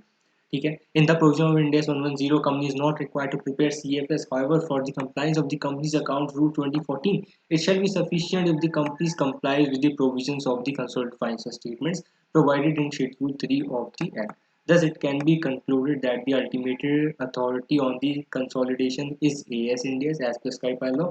If there is some exemption, it shall be followed. And if out of exemption subsidiaries are not consolidated, then list of then should be disclosed in the notes accounts with the reason। Question बहुत simple था, question बहुत simple था CFS के ऊपर, और आप सबको पता ही होगा अगर आपने मेरी MCQs वाली वीडियो देखी है तो CFS पे 10 नंबर की इन्होंने केस सिनेरियो ही पूछ लिया। 10 नंबर का केस सिनेरियो भैया, permanent consolidation adjustment, temporary current period adjustment, permanent period adjustment वाले उस पर इन्होंने फंडा पूछा था, वो मैंने आपके लिए MCQ वाली वीडियो में डिस्कस कर रखा है, तो वो जरूर देखना सर। चांसेस नहीं है रिपीट होने के, बट हाँ आपको आइडिया जरूर मिल जाएगा कि इन्होंने क्या पूछा। ठीक है। 4B देख लेते हैं। अगेन बेसिक क्वेश्चन था, फिर 3 लाइन थी, लास्ट में इन्होंने लिखा हो क्या करो, Explain in brief the steps by BNC, BNS Associates in Forensic Audit Process. Forensic audit पे डेफिनेटली एक क्वेश्चन आता ही आता है। पिछली बार नवंबर 20 पे इन्होंने पूछा था, डेटा माइनिंग वगैरह पे क्वेश्चन पूछा था, जो कि फोरेंसिक ऑडिट टेक्निक्स होती हैं। और कई बार ये फोरेंसिक ऑडिट पे डिफरेंस वगैरह ही पूछता है, कभी फोरेंसिक ऑडिट रिपोर्ट पे भी पूछता है ये, और इस बार इन्होंने फोरेंसिक ऑडिट प्रोसेस पूछ लिया। देखते हैं। ACT Steel Industries is a leading textile manufacturing listed company. In the course of evidence collection and analysis, it was observed that the company is involved in siphoning of funds through payments to shell companies. Hence, SEBI ने क्या करा, appoint करा BNS Associates chartered accountant firm है as forensic auditor. तो आप क्या बता दो BNS को, उन्हें पता ही नहीं भाई फॉरेंसिक ऑडिट कैसे करते हैं, तो तुम उनको प्रोसेस बता दो भाई ऐसे करना है। ठीक है। ईच फॉरेंसिक क्या करना होता है, आपको पता होता है क्या करते हैं आप, यार खुद सोच रहे हैं। फॉरेंसिक ऑडिट छोड़, फॉरेंसिक ऑडिट का क्या प्रोसेस है क्या नहीं है मुझे क्या पता भाई। मैं फॉरेंसिक ऑडिट नहीं, मैं कोई सा भी ऑडिट करने जा रहा हूँ, क्या करूँगा, सबसे पहले मैं एंटिटी को अंडरस्टैंड करूँगा। ठीक है। मैं अपना ऑडिट प्लान बनाऊंगा। ठीक है। मैं क्या करूँगा, उसके बाद मैं एंटिटी अंडरस्टैंड करा, मैंने ऑडिट प्लान करा, उसको क्या करूँगा, इंप्लीमेंट करूँगा। ठीक है। एनालाइज करूँगा, लास्ट में रिपोर्टिंग वगैरह करूँगा, कुछ और गाइडलाइंस वगैरह वो देखूंगा। तो ये मैंने आपको जनरल बताया, बट स्पेसिफिक पॉइंट आप देखिए क्या इन्होंने लिखा है जो हमारी ऑडिट की मॉड्यूल में।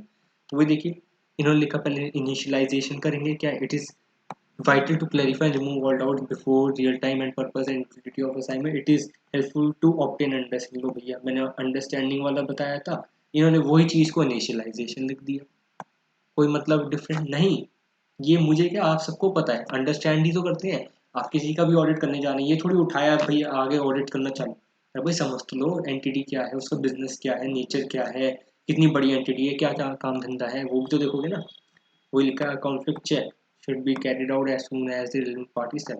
अब इन्होंने क्या कहा, इन्होंने कहा था इन ब्रीफ बताओ, explain in brief the steps, explain in brief, explain in brief, enumerate in brief. ये देखो लाइन लिखी है, enumerate in brief the steps to be taken by BNS association forensic audit process. तो मैंने again आपके लिए institute का कुछ नहीं करा, कॉपी पेस्ट उठा के लिखा आंसर। आपको इन ब्रीफ क्या करना है, आपको जो भी दो लाइन अच्छी लग रही हो या दो भी कीवर्ड अच्छे लग रहे हो उठा के एग्जाम में लिख के आने थे। मैंने सब कुछ लिख दिया, क्योंकि किसी ने कुछ और लिखा हो, किसी ने कुछ और लिखा होगा, तो मैं सब कुछ ही लिख दिया। जिसने जो लिखा उसके अकॉर्डिंग अपना सेल्फ इवैल्यूएशन कर लेना। It is often useful to carry out a preliminary investigation prior to development of a detailed plan of action. This will allow subsequent planning to based on upon a more and complete understanding of the issue। फिर देखो वो आगे develop करेंगे, plan करेंगे in into account of knowledge gain by meeting of clients. ये simple फंडा है यार। ऑब्टेन रेलेवेंट एविडेंस करेंगे, ऑडिट एविडेंस करो भाई अकॉर्डिंग टू प्लान है, तो प्लान को एग्जीक्यूट करेंगे एंड एविडेंस ऑब्टेन करेंगे। इकोनॉमिक इन्फॉर्मेशन सेट्स वगैरह, स्पेसिफिक टाइप ऑफ फ्रॉड वगैरह, अल्टीमेटली प्रूव एंटिटी फ्रॉडस्टर वगैरह प्रूव करो, fraud scheme and an amount of financial loss वगैरह देख लो। Clear chain of custody until the evidence is presented in court. There are gaps in the chain of custody, then evidence may be challenged in the court वगैरह, and might be the documents being falsified, damaged or destroyed by the suspects। तो ये आपका था evidence वगैरह कैसे obtain क्या करना है। उसके बाद एनालिसिस परफॉर्म करो कि भाई actual analysis perform with be dependent upon the nature of the assignment में इन्वॉल्व क्या कर सकते हैं, calculating economic damages, summarising a large number of transaction, performing tracing of assets, present value calculation वगैरह कर लो, रिग्रेशन सेंसिटिव एनालिसिस कर लो, computer utilizing a computerized application such as spreadsheet database computer model, utilizing charts and graphics to explain the analysis। और last में reporting तो करनी होती ही है। issuance of audit reports defines a step of a fraud audit। auditors will include information detailing the fraudulent activity, वो सब आपको लिखना है। पूरा लिख दिया। The report will also discuss the fraudulent step of a fraud scheme and which controls if they are circumvented।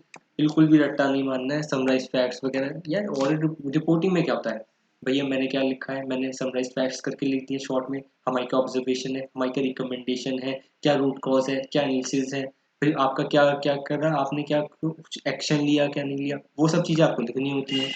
तो वही चीज़ है। लिसनिंग स्किल्स वगैरह ये सब चीज़ें चोरी लिख रहा था। रिपोर्ट में include session on nature of assignment, scope of the approach, utilise necessary support and explain the findings. Obviously जो आपको फाइंडिंग्स मिली हैं, जो आपकी ऑब्जर्वेशन है, उसके अकॉर्डिंग आपको क्या करना है, एविडेंस वगैरह दो, सपोर्ट करो कि भाई किस बेसिस पे आपने वो ऑब्जर्वेशन निकाली है। ठीक है। उसके बाद सर कोर्ट प्रोसीडिंग्स वगैरह हुई। फाइनल स्टेप रिपोर्टिंग के बाद investigation likely to lead to legal proceedings against the suspect. मतलब भाई किसी ने कुछ फ्रॉड वगैरह करा है तो ऑब्वियसली उसके अगेंस्ट कोर्ट प्रोसीडिंग्स इन क्या करेंगे, इनिशिएट करेंगे। And the members of investigative team will probably be involve in the In any resultant court case, the evidence gathered during the investigation will need to be presented at court, and the team members may be called to court to describe the evidence they have gathered and to explain how the suspect was identified. खत्म sir. 4 का सी था आपका NBFC का question था, NBFC audit of non banking financial companies. यहाँ पे audit नहीं करवाया इन्होंने, कहा कि बताओ भाई एनबीएफसी का रजिस्ट्रेशन रिक्वायर्ड है या नहीं है। तो ऑब्वियसली रजिस्ट्रेशन रिक्वायर्ड है या नहीं है, उसके पहले तो कंडीशन देख लेते हैं क्या वो एनबीएफसी है या नहीं है। और एनबीएफसी होने के लिए हमें क्या देखना होता है कि भैया जी जो फाइनेंशियल असेट्स हैं that has to be more than 50% of the total assets, but उसके अंदर क्या होता है नेट ऑफ इंटेंजिबल असेट्स, ये वाली कंडीशन थी तो वो देखनी होती है। एज वेल एज दोनों कंडीशन होनी चाहिए, as well as the total income of the entity of the company is more than 50% of the gross income, ये देखना होता है। ठीक है जी। रजिस्ट्रेशन रिक्वायर्ड करने के लिए आपको सेक्शन 45 IA ऑफ द कौन सा आपको reserve bank of India amendment act 1997 को आपको देखना होता है। उसके अंदर आपको देखना होता है कि भाई कंपनी को ये दोनों फंडा तो होता है तभी वो एनबीएफसी बनती है, उसके साथ ही साथ उसकी net on funds at least 2 CR तो होना चाहिए। तो वो सारी कंडीशन थी, हम देख लेते हैं। नेट ऑन फंड्स या आपको पेड अप शेयर कैपिटल कह लो कि वो भी देख सकते हैं। यहाँ पे 40.53 CR है, मतलब that is more than 2 CR, तो वाली कंडीशन तो बेसिकली आपकी फुलफिल हो गई है। देखो वही लिखा है section 45 IA of reserve bank of India amendment act 1997। तो वो चीज़ लिखी भैया जी कंपनी के पास नेट ऑन फंड और ₹2 CR है, तो वाली कंडीशन फुलफिल हो गई है। एटलीस्ट 2 CR होनी चाहिए, और इनके पास क्या हुआ इन the present case ABC limited जो है उसके पास जो है paid share capital of 40.53 CR है, that is obviously more than 2 CR, तो ये वाली कंडीशन फुलफिल हो गई है। अब 50-50 वाली कंडीशन देख लेते हैं। अब देखो टोटल असेट्स कितनी है 530, पर उन्होंने दे रखी है इंटेंजिबल असेट्स दे रखी है 3 CR। आज सर कैलकुलेटर यूज आ गया ऑडिट के पेपर में, कैलकुलेटर। यस सर, कैलकुलेटर आपको सब एग्जाम में लेके जाना है, चाहे ऑडिट हो, लॉ हो, चाहे आपका कोई सा भी थ्योरी पेपर हो, आपको लेके जाना ही जाना है, चाहे उसे लेके साइड में रख देना। कभी नहीं पता ये ऐसे प्रैक्टिकल क्वेश्चन पूछने बैठ गए तो कैसे करोगे कैलकुलेशन। तो 530 -3, क्योंकि नेट ऑफ आपको क्या होता है इंटेंजिबल असेट्स, उसका 50% निकालना है, वो आया आपका 263.5। 263.5 CR मतलब 50% of total assets net of intangible assets आपका है 263.5 CR। मतलब अब मुझे देखना है कि मेरी टोटल फाइनेंशियल असेट्स कितनी है, ऑब्वियसली वो 263.5 CR से ऊपर होंगी तभी वो एनबीएफसी बनेगी। अब देख लेते हैं कितनी है टोटल फाइनेंशियल असेट्स। आपकी नॉन करंट असेट्स दे रखी है, लोन एंड एडवांसेस की, current assets loan and advances कितने 55.9, 344.7 ऐड करो, 55.9 प्लस 344.47 कितना है 400.37, ऑब्वियसली ये 263.5 से ज़्यादा है, तो आपकी पहली कंडीशन तो फुलफिल हो गई है। वही मैंने लिखा है कि total asset net of intangible asset 527 CR है, 50% इसका 263.5 आया। टोटल हमने फाइनेंशियल असेट देखी तो 400.37 आई, ऑब्वियसली वो ज़्यादा है, तो 150 वाली कंडीशन तो फुलफिल हो गई 50% वाली। अब नेक्स्ट जो कंडीशन है आपका देखो profit for the year confuse करने के लिए दिया है, ये आपका बिल्कुल ही बेकार है, इसको तो मैं काटा ही मार दूँ। आपको बेकार में कंफ्यूजन हो तो क्या करोगे, ये बिल्कुल ही आप सब कंफ्यूज करने के लिए दिया profit for the year 7.25। Profit से क्या मतलब, मुझे तो इनकम बताओ, इनकम किसकी, इनकम भी भैया वो वाली जो फाइनेंशियल असेट्स से हुई है। फाइनेंशियल असेट्स यहाँ पे क्या है लोन एंड एडवांसेज है। फाइनेंशियल असेट्स जब आपके लोन एंड एडवांसेज है मतलब लोन एंड एडवांसेज है तो उस पर कौन सी इनकम आ सकती है, इंटरेस्ट एंड डिविडेंड आएगा। तो इंटरेस्ट एंड डिविडेंड इनकम दे ही रखी है इन्होंने, कितनी दे रखी है 52 CR। तो 52 CR आपकी है। अब आप देखो ग्रॉस इनकम आपकी 102.57 है, तो 52 CR ऑब्वियसली मोर देन होना चाहिए आपकी ग्रॉस इनकम, दैट इज 102.57 से का 50% निकालो। उससे अगर 52 CR ज्यादा आ रहा है तो आपका ठीक है सेकंड कंडीशन भी फुलफिल। अब देखो 102.57 इंटू में 50% देखेंगे तो 51.285 CR आ रहा है। Obviously income from financial assets आपकी 52 CR, ऑब्वियसली वाली कंडीशन भी फुलफिल हो गई। तो दोनों कंडीशन आपकी फुलफिल हो गई, 50-50 वाली, 2 CR आपकी नेट ऑन फंड वाली फुलफिल हो गई। अब इन्होंने क्या करा, Directors intend to apply for registration as NBFC under Section 45 IE of the Reserve Bank of India Amendment Act 1997 advice। भैया डायरेक्टर की इंटेंशन बिल्कुल ही सही है, इन्होंने अपनी कैलकुलेशन बिल्कुल सही करी है, इनको बिल्कुल ही रिवॉर्ड मिलना चाहिए, इन्होंने मजा मांग लिया यार। ग्रॉस इनकम 02.57 CR है, 50% 51.285 है, from financial sets income 52.52 CR है, ऑब्वियसली दोनों कंडीशन फुलफिल हो गई। भैया टोटल फाइनेंशियल असेट्स भी आपकी 50% कॉन्स्टिट्यूट करती है, मोर देन 50%, एंड आपका क्या है income from financial assets be constitute more than 50% of the gross income. So tax intention to apply for registration as NBFC under section 45 IE of the Reserve Bank of India Amendment Act 1997 is tenable and it shall apply for registration as soon as possible. ये सारे answers मैंने अपना आप ही निकाले हैं। I hope you are liking these answers as well as my video. If you are liking please click on subscribe and share with all of your friends. So yes, moving on, next question हमारा है 5 का ए। एक क्या कहता है mister Agarwal, देखो 2 line के question पूछे हैं।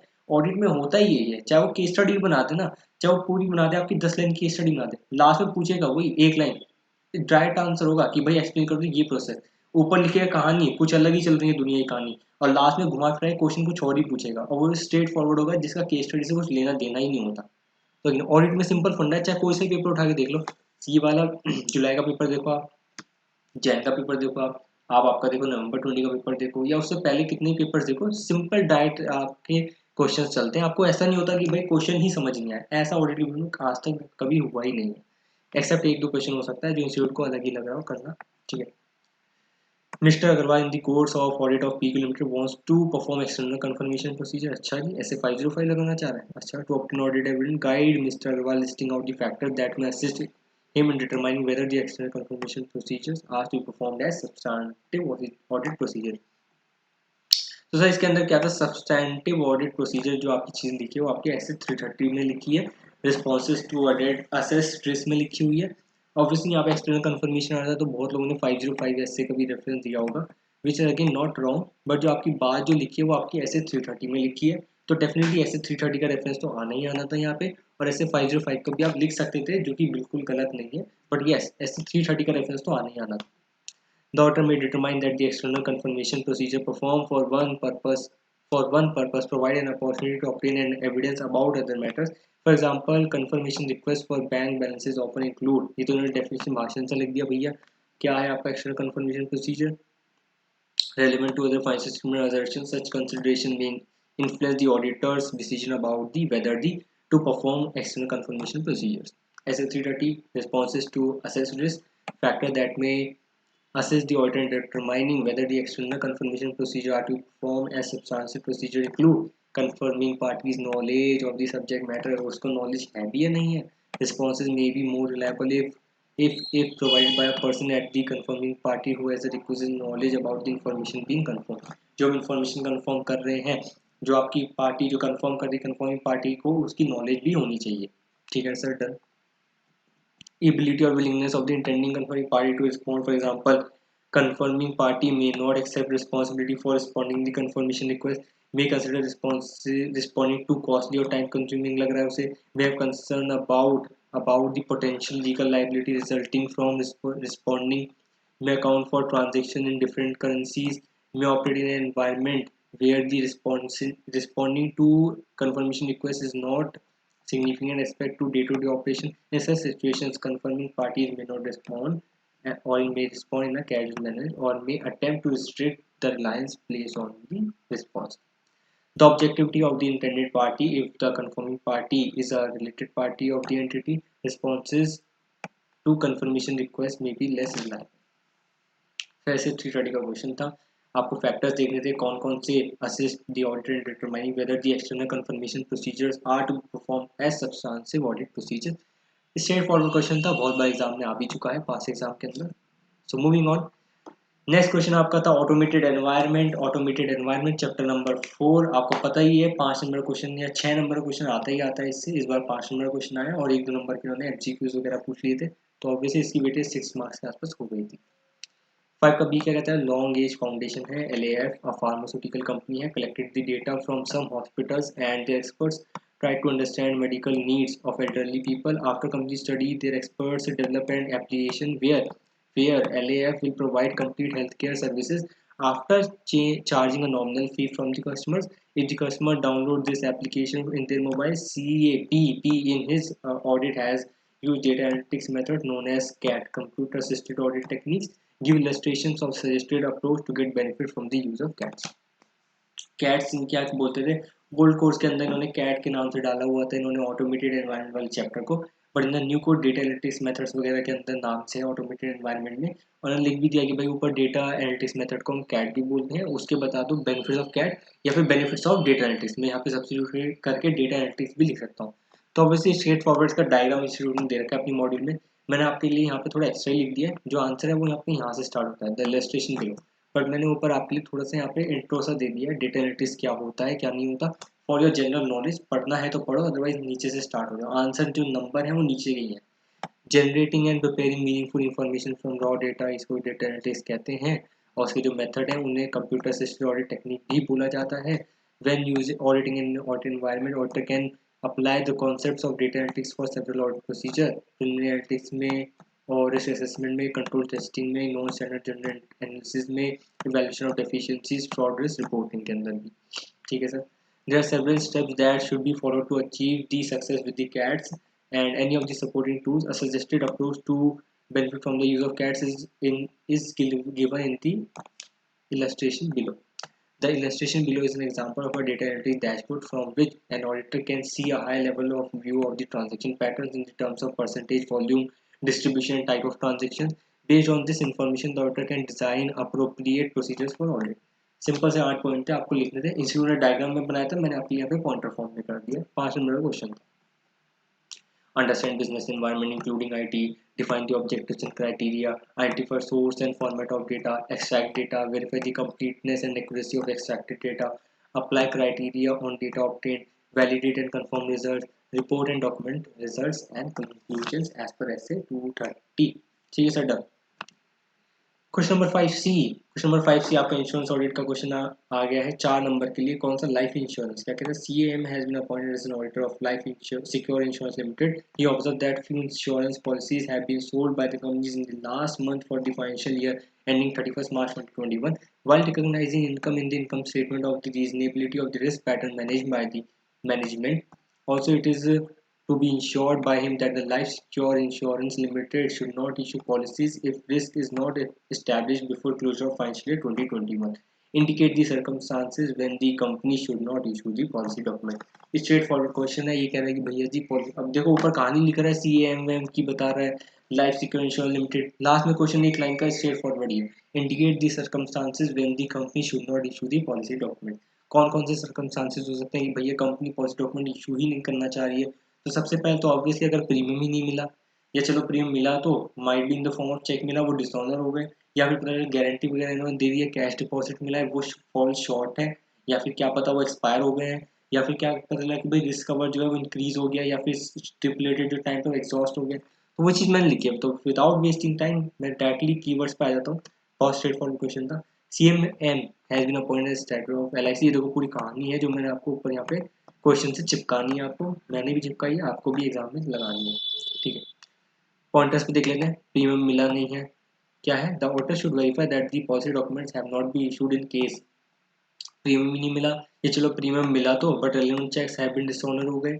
मतलब premium has not been immediately been collected due to furnishing a bank guarantee or cash deposit, but either the deposit or the bank guarantee has fallen short or has expired, or the premium has been collected beyond the stipulated time।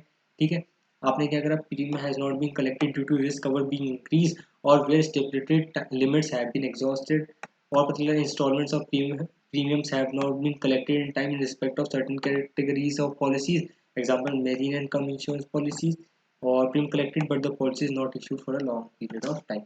तो ये आपका straightforward question था। Pointers आपको 4-5 लिखने थे। 5 number का question था। Good to go. Question number 6 है। क्वेश्चन नंबर 6 से अगेन आपका एक कौन सा है? आपका audit committee and corporate governance का क्वेश्चन है। ऑब्वियसली जो आपका ये वाला जो क्वेश्चन आया ये सेक्शन 149 सबसेक्शन 6 आपका paper number 4 corporate and other laws के अंदर, इकोनॉमिक लॉज के अंदर ये बहुत ज़्यादा कवर होता है। आपकी ऑडिट की मॉड्यूल में बहुत इसका कम रेफरेंस आया, बट ये इंस्टीट्यूट की मॉड्यूल में भी इसका रेफरेंस दिया हुआ है, तो आप डेफिनेटली कहीं से भी लिख सकते हो। सेक्शन तो सेम ही रहता है यार, वो थोड़ी चेंज होता है। तो CA Pradeep is appointed auditor of Delicious Foods Limited DFL listed company to audit the financial statements for the year 31st March 2021। PW share capital of DFL दे रखी है 5.97 CR। While auditing auditor director commission CA Pradeep observed that Mr. Srinivas Gupta has been appointed as an independent director। Mr. Srinivas Gupta is holding 88,95,500 rupees के share है इसके पास इन DFL, और उसकी wife के पास है 298,500 in the same company। CA Pradeep raised an objection on the appointment of independent director, but other directors explained that the holding of shares by Mr. Srinivas is less than the prescribed limit, hence he is eligible to be appointed as an independent director। अब आपको क्या करना है? How will CA Pradeep deal with this situation and how will he report this issue? अब बताओ भाई, CA Pradeep सही कह रहे हैं या फिर भैया जी अदर डायरेक्टर सही कह रहे हैं? तो आपको पता होगा सेक्शन 149 सबसेक्शन 6 के अंदर एक आपका है क्लॉज नंबर D, और उसके अंदर भी सब क्लॉज नंबर दे रखा है 1। उसके अंदर उन्होंने क्या बोला है कि भाई जो भी रिलेटिव है उनका पेक्युलर इंटरेस्ट नहीं होना चाहिए विद दी एंटिटी, मतलब इंडिपेंडेंट डायरेक्टर के रिलेटिव का कोई पेक्यूलियरी इंटरेस्ट नहीं होना चाहिए। और उसके अंदर एक चीज आती है कि भैया जी जो रिलेटिव है ना, रिलेटिव है वो आपका क्या कर सकता है, शेयर्स होल्ड कर सकता है of the company, of the same company, but कब तक, कहाँ तक, up to 2% of the paid up share capital. तो इस वाले केस में देख लेते हैं रिलेटिव मतलब ऑब्वियसली जो वाइफ है मिस्टर श्रीनिवास की, क्या वो रिलेटिव की डेफिनेशन कवर होती है? Answer is clearly yes. Section 2 clause 77 of the companies act 2013 बताता है कि रिलेटिव के अंदर कौन आते हैं। अगर एचयूएफ है तो उसके मेंबर्स और एचयूएफ सारे आते हैं, हस्बैंड और वाइफ रिलेटिव में आते हैं, और अदर पर्सन आते हैं। अदर पर्सन में क्या, rule for four of the companies specification rules के अंदर दिया हुआ है, जिसमें brother sister father mother spouse, उनके स्पाउस, ये सब आपके सारे क्राइटेरिया आते हैं। मैं इतना डिटेल में नहीं जाऊंगा, ना ही आपको एग्जाम में लिखना था, हम जैसे वाइफ वाले पॉइंट पे कमेंट करना था क्या वो रिलेटिव है। Answer is clearly yes. Section 2 clause 77 का रेफरेंस लिया। आप चाहे तो यहाँ पे 2 क्लॉज 77 या तो बहुत लोगों को याद भी ना हो तो कोई दिक्कत नहीं है, आप डायरेक्टली ये लिख सकते थे कि भाई हस्बैंड वाइफ वाला पॉइंट है यहाँ पे और वो रिलेटिव है। तो बस ये आपको पॉइंट लिखना था कि भाई सबसे पहले तो वो रिलेटिव है। अब रिलेटिव देखो कि भाई किसके, इसके पास कितने शेयर हैं, 298,500, और टोटल पेड शेयर कैपिटल की है 5.97 CR। तो उसको divide 298,500 divide by 5 crore 97 lakh, कितना परसेंट है, 0.5%। 0.5% तो डेफिनेटली कोई दिक्कत नहीं है, वाइफ होल्ड कर सकती है शेयर, तो मिस्टर श्रीनिवास गुप्ता डिस्क्वालीफाइड नहीं होंगे। तो इस as per section 149 subsection C clause D, sub clause 1 के अकॉर्डिंग तो मिस्टर श्रीनिवास गुप्ता डिस्क्वालीफाई नहीं होंगे as an to be appointed as an independent director. तो कोई दिक्कत नहीं है। पर सर एक आगे एक और क्लॉज आता है, section 149 subsection 6 clause D, sub clause, clause D नहीं, सब क्लॉज ई, ई आता है, एंड सब क्लॉज 3, उसके अंदर क्या लिखा हुआ है मैं आपको दिखाई देता हूँ। पहले आप ये देख लीजिए, सेक्शन 149 की इन्होंने रेफरेंस लिया और इन्होंने किया none of whose relatives holding security interest in the company holding in the two middle present financial year of the क्या है, of the face value not exceeding rupees 50 lakh, ये वाला वो केस स्टडी 50 लाख से एक्सीड नहीं है, और 2% of the paid share capital. तो obviously 2% of the paid share capital उसकी वाइफ होल्ड नहीं कर रही है, तो ये वाला क्लॉज में तो कोई दिक्कत है ही नहीं। बट एक और क्लॉज आता है, ये आपको कौन सा था, section 149 subsection 6 clause D sub clause 1, सब क्लॉज 1, ठीक है। अब आपका एक और क्लॉज आता है, सेक्शन 149 सबसेक्शन 6 क्लॉज ई सब क्लॉज 3। इसमें क्या लिखा है, who neither himself nor any of his relative, मतलब मिस्टर श्रीनिवास गुप्ता खुद या फिर उनके रिलेटिव, ठीक है, मतलब रिलेटिव मतलब उनकी वाइफ, दोनों मिलकर hold together with his relative, ठीक है, 2% और more of the total voting power of the company. अच्छा इन्होंने ऊपर वाले ने तो कहा कि भाई रिलेटिव 2% तक तो होल्ड कर सकता है, कोई दिक्कत नहीं है, नॉट एक्सीडिंग। पर पता चला कि भाई जब तुम अपने रिलेटिव के साथ होल्ड कर रहे हो मिस्टर श्रीनिवास गुप्ता जी, तब आप 2% और मोर होल्ड नहीं कर सकते। तो हम देख लेते हैं इस वाले केस में मिस्टर श्रीनिवास गुप्ता भी होल्ड कर लेते हैं, कितने, 895,500, दोनों को टोटल मारना 895,500 प्लस आपका आया 298,500, ये आपका है 11,94,000, डिवाइड करो 5 करोड़ किससे, 5 करोड़ 97 लाख से। सही तो 2% आ गया। ओ श्रीनिवास गुप्ता जी, आप सेक्शन 149 सब सेक्शन 6 क्लॉज ई सब क्लॉज 3 के अंदर फंस गए हैं, आप डिस्क्वालीफाइड हैं to be appointed as an independent director. वही चीज़ यहाँ पे राम कहानी मैंने लिखी है आपके लिए एनालिसिस वाले पार्ट में। In the present case CA Pradeep is appointed as an auditor, वो तो ठीक है इन्होंने बताया, पेड शेयर कैपिटल बताई है। श्रीनिवास गुप्ता के पास 895,500 के क्या है, शेयर्स हैं, और उनकी वाइफ के पास 298,500 के हैं। पता चला कि भैया 295 अब देखो वाइफ ऑफ श्रीनिवास गुप्ता तो रिलेटिव है 277 में, फर्दर इसके पास 0.5% of the paid share capital which is definitely less than 2% of the paid share capital of DFL, but CA Pradeep with his relative that is his wife hold 2% of the paid share capital of DFL. Sir आप यहाँ पे फंस गए। Since CA Pradeep raised an objection on the appointment of independent director, but other directors explaining that the holding of shares by Mr. Srinivas is less than prescribed limit, hence he is eligible to be appointed as an independent director। ये थोड़ी आपकी case study की reference लिख दिया, case scenario जिन्होंने दिया था। इसके बाद आंसर कंक्लूजन यहाँ पे है, hence contention of other director is not correct as Mr. Srinivas holds along with his relative 2% or more of the total voting power of the company। कौन सा है, and CA Pradeep objection is very much correct। Section 149 subsection 6 clause E sub clause 3 के अंदर ये आपके disqualified हुए हैं। Now CA Pradeep will have to modify his report with respect to this matter and insert a separate section for the basis of his modification. Reporting वाला part भी आ गया, डिस्क्वालिफिकेशन वाला पार्ट भी आ गया। Very good question, covered from your audit committee and corporate governance, as well as you can also cover it from your CA final paper number 4 corporate laws and economic laws वाले paper में भी आपका cover हो जाता है। कौन से वाले में, appointment and qualification of directors के अंदर। ठीक है सर, बहुत बेसिक क्वेश्चन था। क्वेश्चन नंबर 6B, ओहो टैक्स ऑडिट पे क्वेश्चन आ गया और इन्होंने क्लॉज भी ऐसा पूछा, क्लॉज नंबर 42, जो पूरी दुनिया में कोई भी नहीं पढ़ के जाता होगा या जिसने पढ़ा भी होगा तो उसको याद ही नहीं होगा। इन्होंने जानबूझ के ये वाला क्वेश्चन डाला ताकि बच्चे वाला क्वेश्चन स्किप करें या सपोज ये वाला क्वेश्चन अटेम्प्ट भी करें तो 5 नंबर तो उनके जीरो हो जाए। पढ़ेंगे ना आप, इसमें थोड़ा सा अपने एफर्ट मार के लिख सकते थे, ये टेबल तो आप एटलीस्ट बना सकते थे। तो सबसे पहले नीचे आंसर आने पहले मैं आपके पास क्वेश्चन डिस्कस करता हूँ। सी ए Nitesh, CA Nitesh, while carrying out the tax audit of PQR Limited, observed that the PQR Limited has entered into a specified financial transaction covered under Section 285B of the Income Tax Act 1961। जो लोग group one दे रहे हैं उन्हें पता ही नहीं section 285B of the income tax act 1961 है क्या।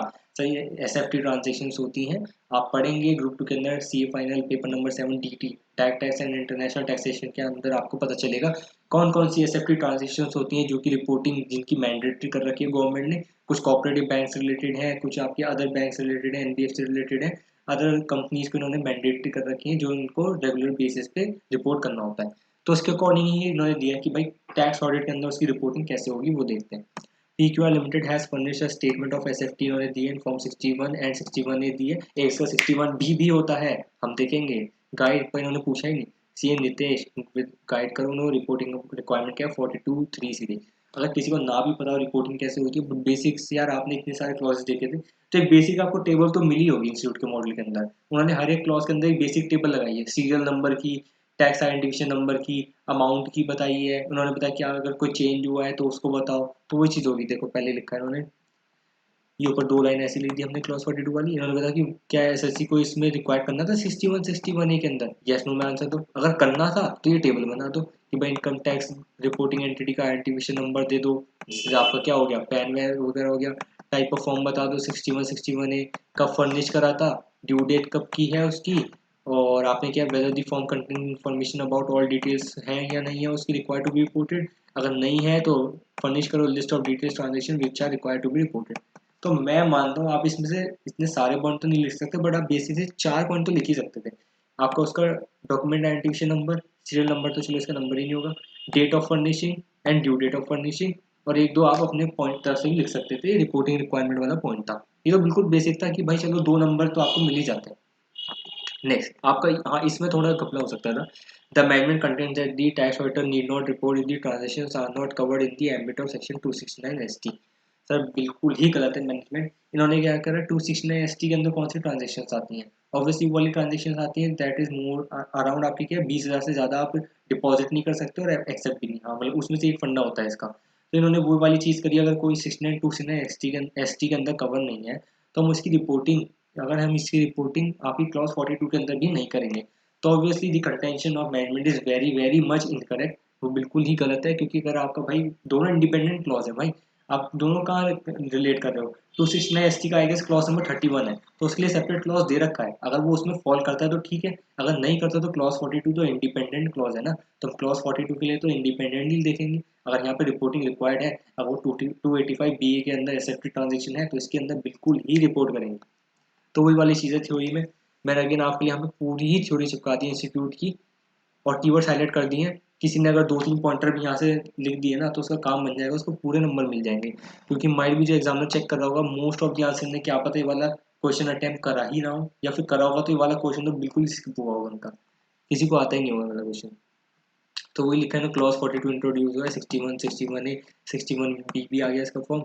61 क्या बताता है इन्होंने वो लिखा, 60 क्या बताता है वो लिखा, और ऑडिटर क्या करना है वेरीफाई करने हैं फॉर्म, और tax auditor should ascertain whether the tax payer is required, ये आपकी कोई थ्योरी है। 285 BA क्या लिखा है इन्होंने पूरा लिखा है, क्या इसके अंदर आता है, बाय बाय वगैरह भी आता है, स्पेशल अटेंशन देनी है।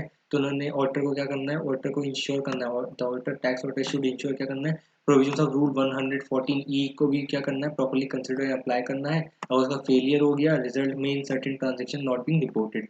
ठीक है, अब देखो मेन मुद्दे क्या रहेंगे। It may be noted that the payment may be receive for various transactions and on different dates, ठीक है जी, hence these may not be required to be covered under section 269 ST. ठीक है, अगर सेम डेट पे होती तब वो 20,000 या 2 लाख जो भी लिमिट है उसमें आ जाता, बट अगर नहीं हो रहा 269 एसटी के अंदर कवर, तो इन्होंने क्या करा, but will have to be reported under section 285 B. 285 B के अंदर तो रिपोर्टिंग रिक्वायर्ड ही है, रिक्वायर्ड ही है मतलब उसके अंदर क्लॉज 42 ऑफ फॉर्म 3CD के अंदर भी रिपोर्टिंग रिक्वायर्ड है। अब देखो क्या कह रहा है with respect to form 61 B क्या कर रहा है, रिव्यू करेगा diligence procedure carried out with respect to rule 114H of the result of such procedure, और क्या करेगा, the tax auditor should review the list of reportable accounts and identified by the due diligence process and information to be maintained and reported by the tax auditor. In case of any reportable account has been omitted or there is an error or omission form 61B, the same may be reported under form 3CD. The auditor should verify if the taxpayer has filed form number 61B for correcting errors or omission or form or filed originally. And in case the auditor should give the details of both the forms filed and the errors in the original form 61B which are corrected or in the revised form 61B need not be reported. And the form 3CD, the auditor should verify the 61B is duly signed and designated director by the designated director and filed.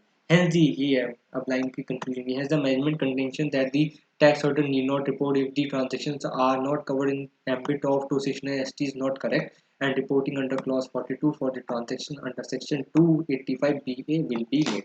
तो again मैंने कुछ ज़्यादा बड़ा answer लिख दिया आपके लिए, इसलिए लिखा है क्योंकि कहीं से भी आप 2-4 पॉइंट पकड़ के आंसर अपना बना के लिख सकते थे, एंड कंक्लूजन तो आपको ये वाला आना ही था। हेंस मैनेजमेंट वाला क्या क्लॉज 42 के अंदर रिपोर्टिंग होगी और मैनेजमेंट की कंटेंशन इनकरेक्ट है, तो वही चीज़ थी, आपको इस बेस पे अपना रिपोर्टिंग वगैरह करनी थी। टैक्स और क्लॉज का आपका क्वेश्चन था लास्ट क्वेश्चन, बट इसके अंदर भी 2 क्वेश्चन है और भी पूछा हुआ है इन्होंने, 2 क्वेश्चन पूछे हैं और, या तो ऊपर वाला कर लो नीचे वाला कर लो। बहुत लोगों ने ऊपर वाला क्वेश्चन करा हुआ, ऊपर वाला क्या है, अगेन मस्त क्वेश्चन, प्रोफेशनल एथिक्स, बच्चे रट्टा मारते हैं, खोलते हैं इसे, बिल्कुल याद करते हैं, वही वाला क्वेश्चन है। Comment with reference to chartered accountant 1949 and schedules tier 2 क्या है। CAD, a practicing chartered accountant, was appointed as a simply-seated director in a private company on 1 Jan 2020 after serving 18 months. अच्छा 18 months कब complete होते हैं इनके, 18 months complete होते हैं इनके, 18 months इनके कब कंप्लीट होते हैं, 12 months हो गए आपके 30th दिसंबर 2020 को, उसमें 6 month और ऐड करो, ये हो गया आपका 30th जून 2021 को आपके 18 months कंप्लीट हो गए। ठीक है, मिस्टर डी ने रिजाइन कर दिया था director, he accepts the appointment as a statutory order with effect from 1st October 2021। मतलब immediately after 3 months ये क्या कर रहे हैं, ये आपका क्या कर रहे हैं, एक्सेप्ट कर रहे हैं आपकी appointment as a statutory order. इस ये the right in the accepting of order, बिल्कुल ही गलत है, क्योंकि आपने पढ़ा होगा clause 4 of part 1 of second schedule to the chartered accountant 1949 में कि भैया कूलिंग पीरियड होता है 2 साल का। अगर आप पहले डायरेक्टर थे और अब आपको ऑडिटर बनना है इन द सेम कंपनी, तो 2 इयर्स का कूलिंग पीरियड रहेगा, कब से, from the date of resignation, from the date of resignation. तो वही लिखना था आपको, क्लॉज 4 ऑफ पार्ट 1 का रेफरेंस लिखना है। ये पूरी आपको लाइन आपने रट्टा मार के घोल के रट्टा मारी होगी, पी होगी। A chartered accountant practice shall be deemed to be guilty of professional misconduct if he expresses his opinion on the financial statements in a business on the financial statements of any business or enterprise in which he or his firm or partner in the firm has substantial interest। और उसमें cooling period वाली बात लिखनी थी। A member shall not accept the assignment of audit of the company for a period of 2 years from the date of his completion of tenure as a director, या तो completion हो जाता या फिर resignation of director of the सब company। इस वाले case में resignation हुआ है, completion वाला तो आया ही नहीं। ठीक है, in the set case CAD क्या करता है, वो इन्होंने पूरी छोरी चिपकाई होगी क्वेश्चन की कि भाई 1 जनवरी को अपॉइंट हुआ था, 18 मंथ बाद इन्होंने रिजाइन कर लिया है और बस 1 अक्टूबर 21 से इन्होंने एज एन स्टैट्यूटरी ऑडिटर अपनी अपॉइंटमेंट एक्सेप्ट कर लिया अपॉइंटमेंट। ठीक है, CAD रिजाइन करा है 30 जून को, that is after serving 18 months, and he can't be appointed as an auditor of the company for a period of 2 year, that is till 30th June 2023, but he accepted the appointment as statutory auditor immediately after। ये 1 month नहीं, यहाँ पे 3 months है, ठीक, गलत हो गया, यहाँ पे 3 months है, with effect from 1st October 2021। बताओ, इन्होंने बोला था कि भाई 2 साल तक एक्सेप्ट मत करना, बट ये 3 महीने बाद ही इन्होंने एक्सेप्ट कर ली, तो गलत है। Hence, तो एक कंफ्यूजन की लाइन आ गई। Hence, CAD is deemed to be guilty of professional misconduct as per clause 4 of part 1 of second schedule to the Chartered Accountant Act 1949। ठीक है सर, आपका ये वाला भी पार्ट हो गया। लास्ट क्वेश्चन ऑफ दिस एक अलग हाईलाइटर ले लेते हैं, अलग ही, of this CA final paper, और वाला पार्ट था जिसने पहला वाला पार्ट करा उसको लास्ट वाला पार्ट नहीं लिखना था। CA Manoj has been appointed as a peer review. Peer review का क्वेश्चन आ गया, बहुत पीयर रिव्यू का इतना हंगामा मचा भाई, क्या हो गया, पीयर रिव्यू ने जान ही ले ली हमारी। इसके शायद नवंबर 20 में 8 से 10 नंबर के MCQ आ गए थे, उसके बाद भी पीयर रिव्यू पता नहीं हर एक अटेम्प्ट में पूछा जा रहा था यार, इतना हवा बना था मार्केट और यूट्यूब पे पीयर रिव्यू, और लास्ट में घुमा फिरा के 4 नंबर का क्वेश्चन आया है इसका पीयर रिव्यू का, और वो भी ऑप्शन में। बताओ, इतना दिमाग खराब करा पीयर रिव्यू ने, और क्वालिटी रिव्यू में शायद इसका 1 नंबर का MCQ था। तो total peer review quality review से इस बार इसकी वेटेज से 5 नंबर की रही है, ऑल तो ठीक है, हर एक चैप्टर की वेटेज डिफर वेरी करती है। नेक्स्ट अटेम्प्ट में जैसे बस CFS बहुत ज़्यादा हाईली वेटेड था, इसका इन्होंने 4-5 नंबर क्वेश्चन ही पूछा, 10 नंबर के अंदर केस सिनेरियो पूछे, 15 नंबर। पिछली बार नवंबर 20 में उल्टा हो गया था, पेयर रिव्यू की वेटेज बढ़ गई थी। तो क्या पता, और ऑडिट कमेटी की वेटेज तो हर बार बढ़ती है क्योंकि इसमें थोड़ा टेक्निकल चलते हैं रेगुलेशंस वगैरह। तो MCQs में तो 100% आता ही आता है, और उसका 4 से 5 नंबर का आपको डिस्क्रिप्टिव क्वेश्चन भी मिलता है। तो ठीक है, अगेन क्या पता नेक्स्ट फ्यूचर अटेम्प्ट में आपको कहीं और मिल जाए, किसी और चैप्टर की वेटेज बढ़ती हुई मिल जाए। तो अगेन हम कुछ प्रिडिक्ट नहीं कर सकते, माइट भी आपको क्या पता इंश्योरेंस कंपनी भी MCQ में मिल जाए, क्या पता आपको NBFC के आपको MCQs मिल जाए, जिसके MCQ आपको मिल गए मैंडेटरी जो 30 नंबर होता है, उस चैप्टर की वेटेज बढ़ जानी है। और वो सर गेम ही है, लॉटरी वाला गेम है, कौन सा चैप्टर कब आ जाएगा। तो moving on, CA Manoj has been appointed as peer review of Messrs. UV Associates, a chartered accounting firm consisting of 18 partners. As a practicing unit, what are the obligations required to be complied by UV Associates in addition to furnishing questionnaire statements and such other particulars as a board में deem fit? Direct question था, obligation बता दो। Obligation क्या है sir? Unrestricted access होना चाहिए, additional information देनी है, सारी इन्फॉर्मेशन डॉक्यूमेंट्स देनी है, असिस्टेंस देनी है, या फिर कोई भी डॉक्यूमेंट इन लेजिबल फॉर्म नहीं है तो उसको लेजिबल फॉर्म में कन्वर्ट करना है, ट्रांसलेट करना है। सर 4 पॉइंटर तो मैंने ऐसे ही बोल दिए, तो वही 4 पॉइंटर थे।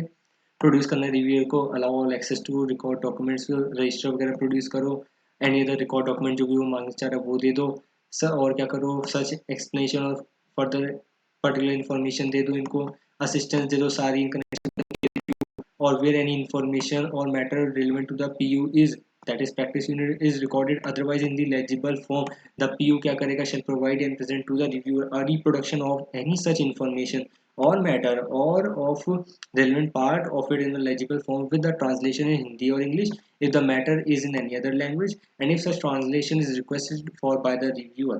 ठीक है जी, अगर वो रिक्वायर भी करता है, मतलब peer review आपको रिक्वेस्ट करता है। The practice unit shall be responsible and accountable for the accuracy and truthfulness of the translation so provided। तो सर ये था आपका CA final advance auditing and professional ethics का आपका overall paper solution suggested answers. I hope आपको अच्छे लगे होंगे। सो अगर आपको अच्छे लगे हैं please do hit like button as well as subscribe to my channel and share this video with all of your friends and stay connected. Next वाली वीडियो में आपके साथ CA फाइनल लॉ दिसंबर 2021 के सजेस्टेड आंसर्स आने वाले हैं and definitely आपके लिए बहुत सारी MCQs की वीडियोस भी वेट कर रही हैं, वो भी आपके लिए आने वाली हैं। So please stay connected and enjoy and best of luck guys for your exams. Stay motivated, work hard for your exams and stay motivated. Bye bye, best of luck, enjoy.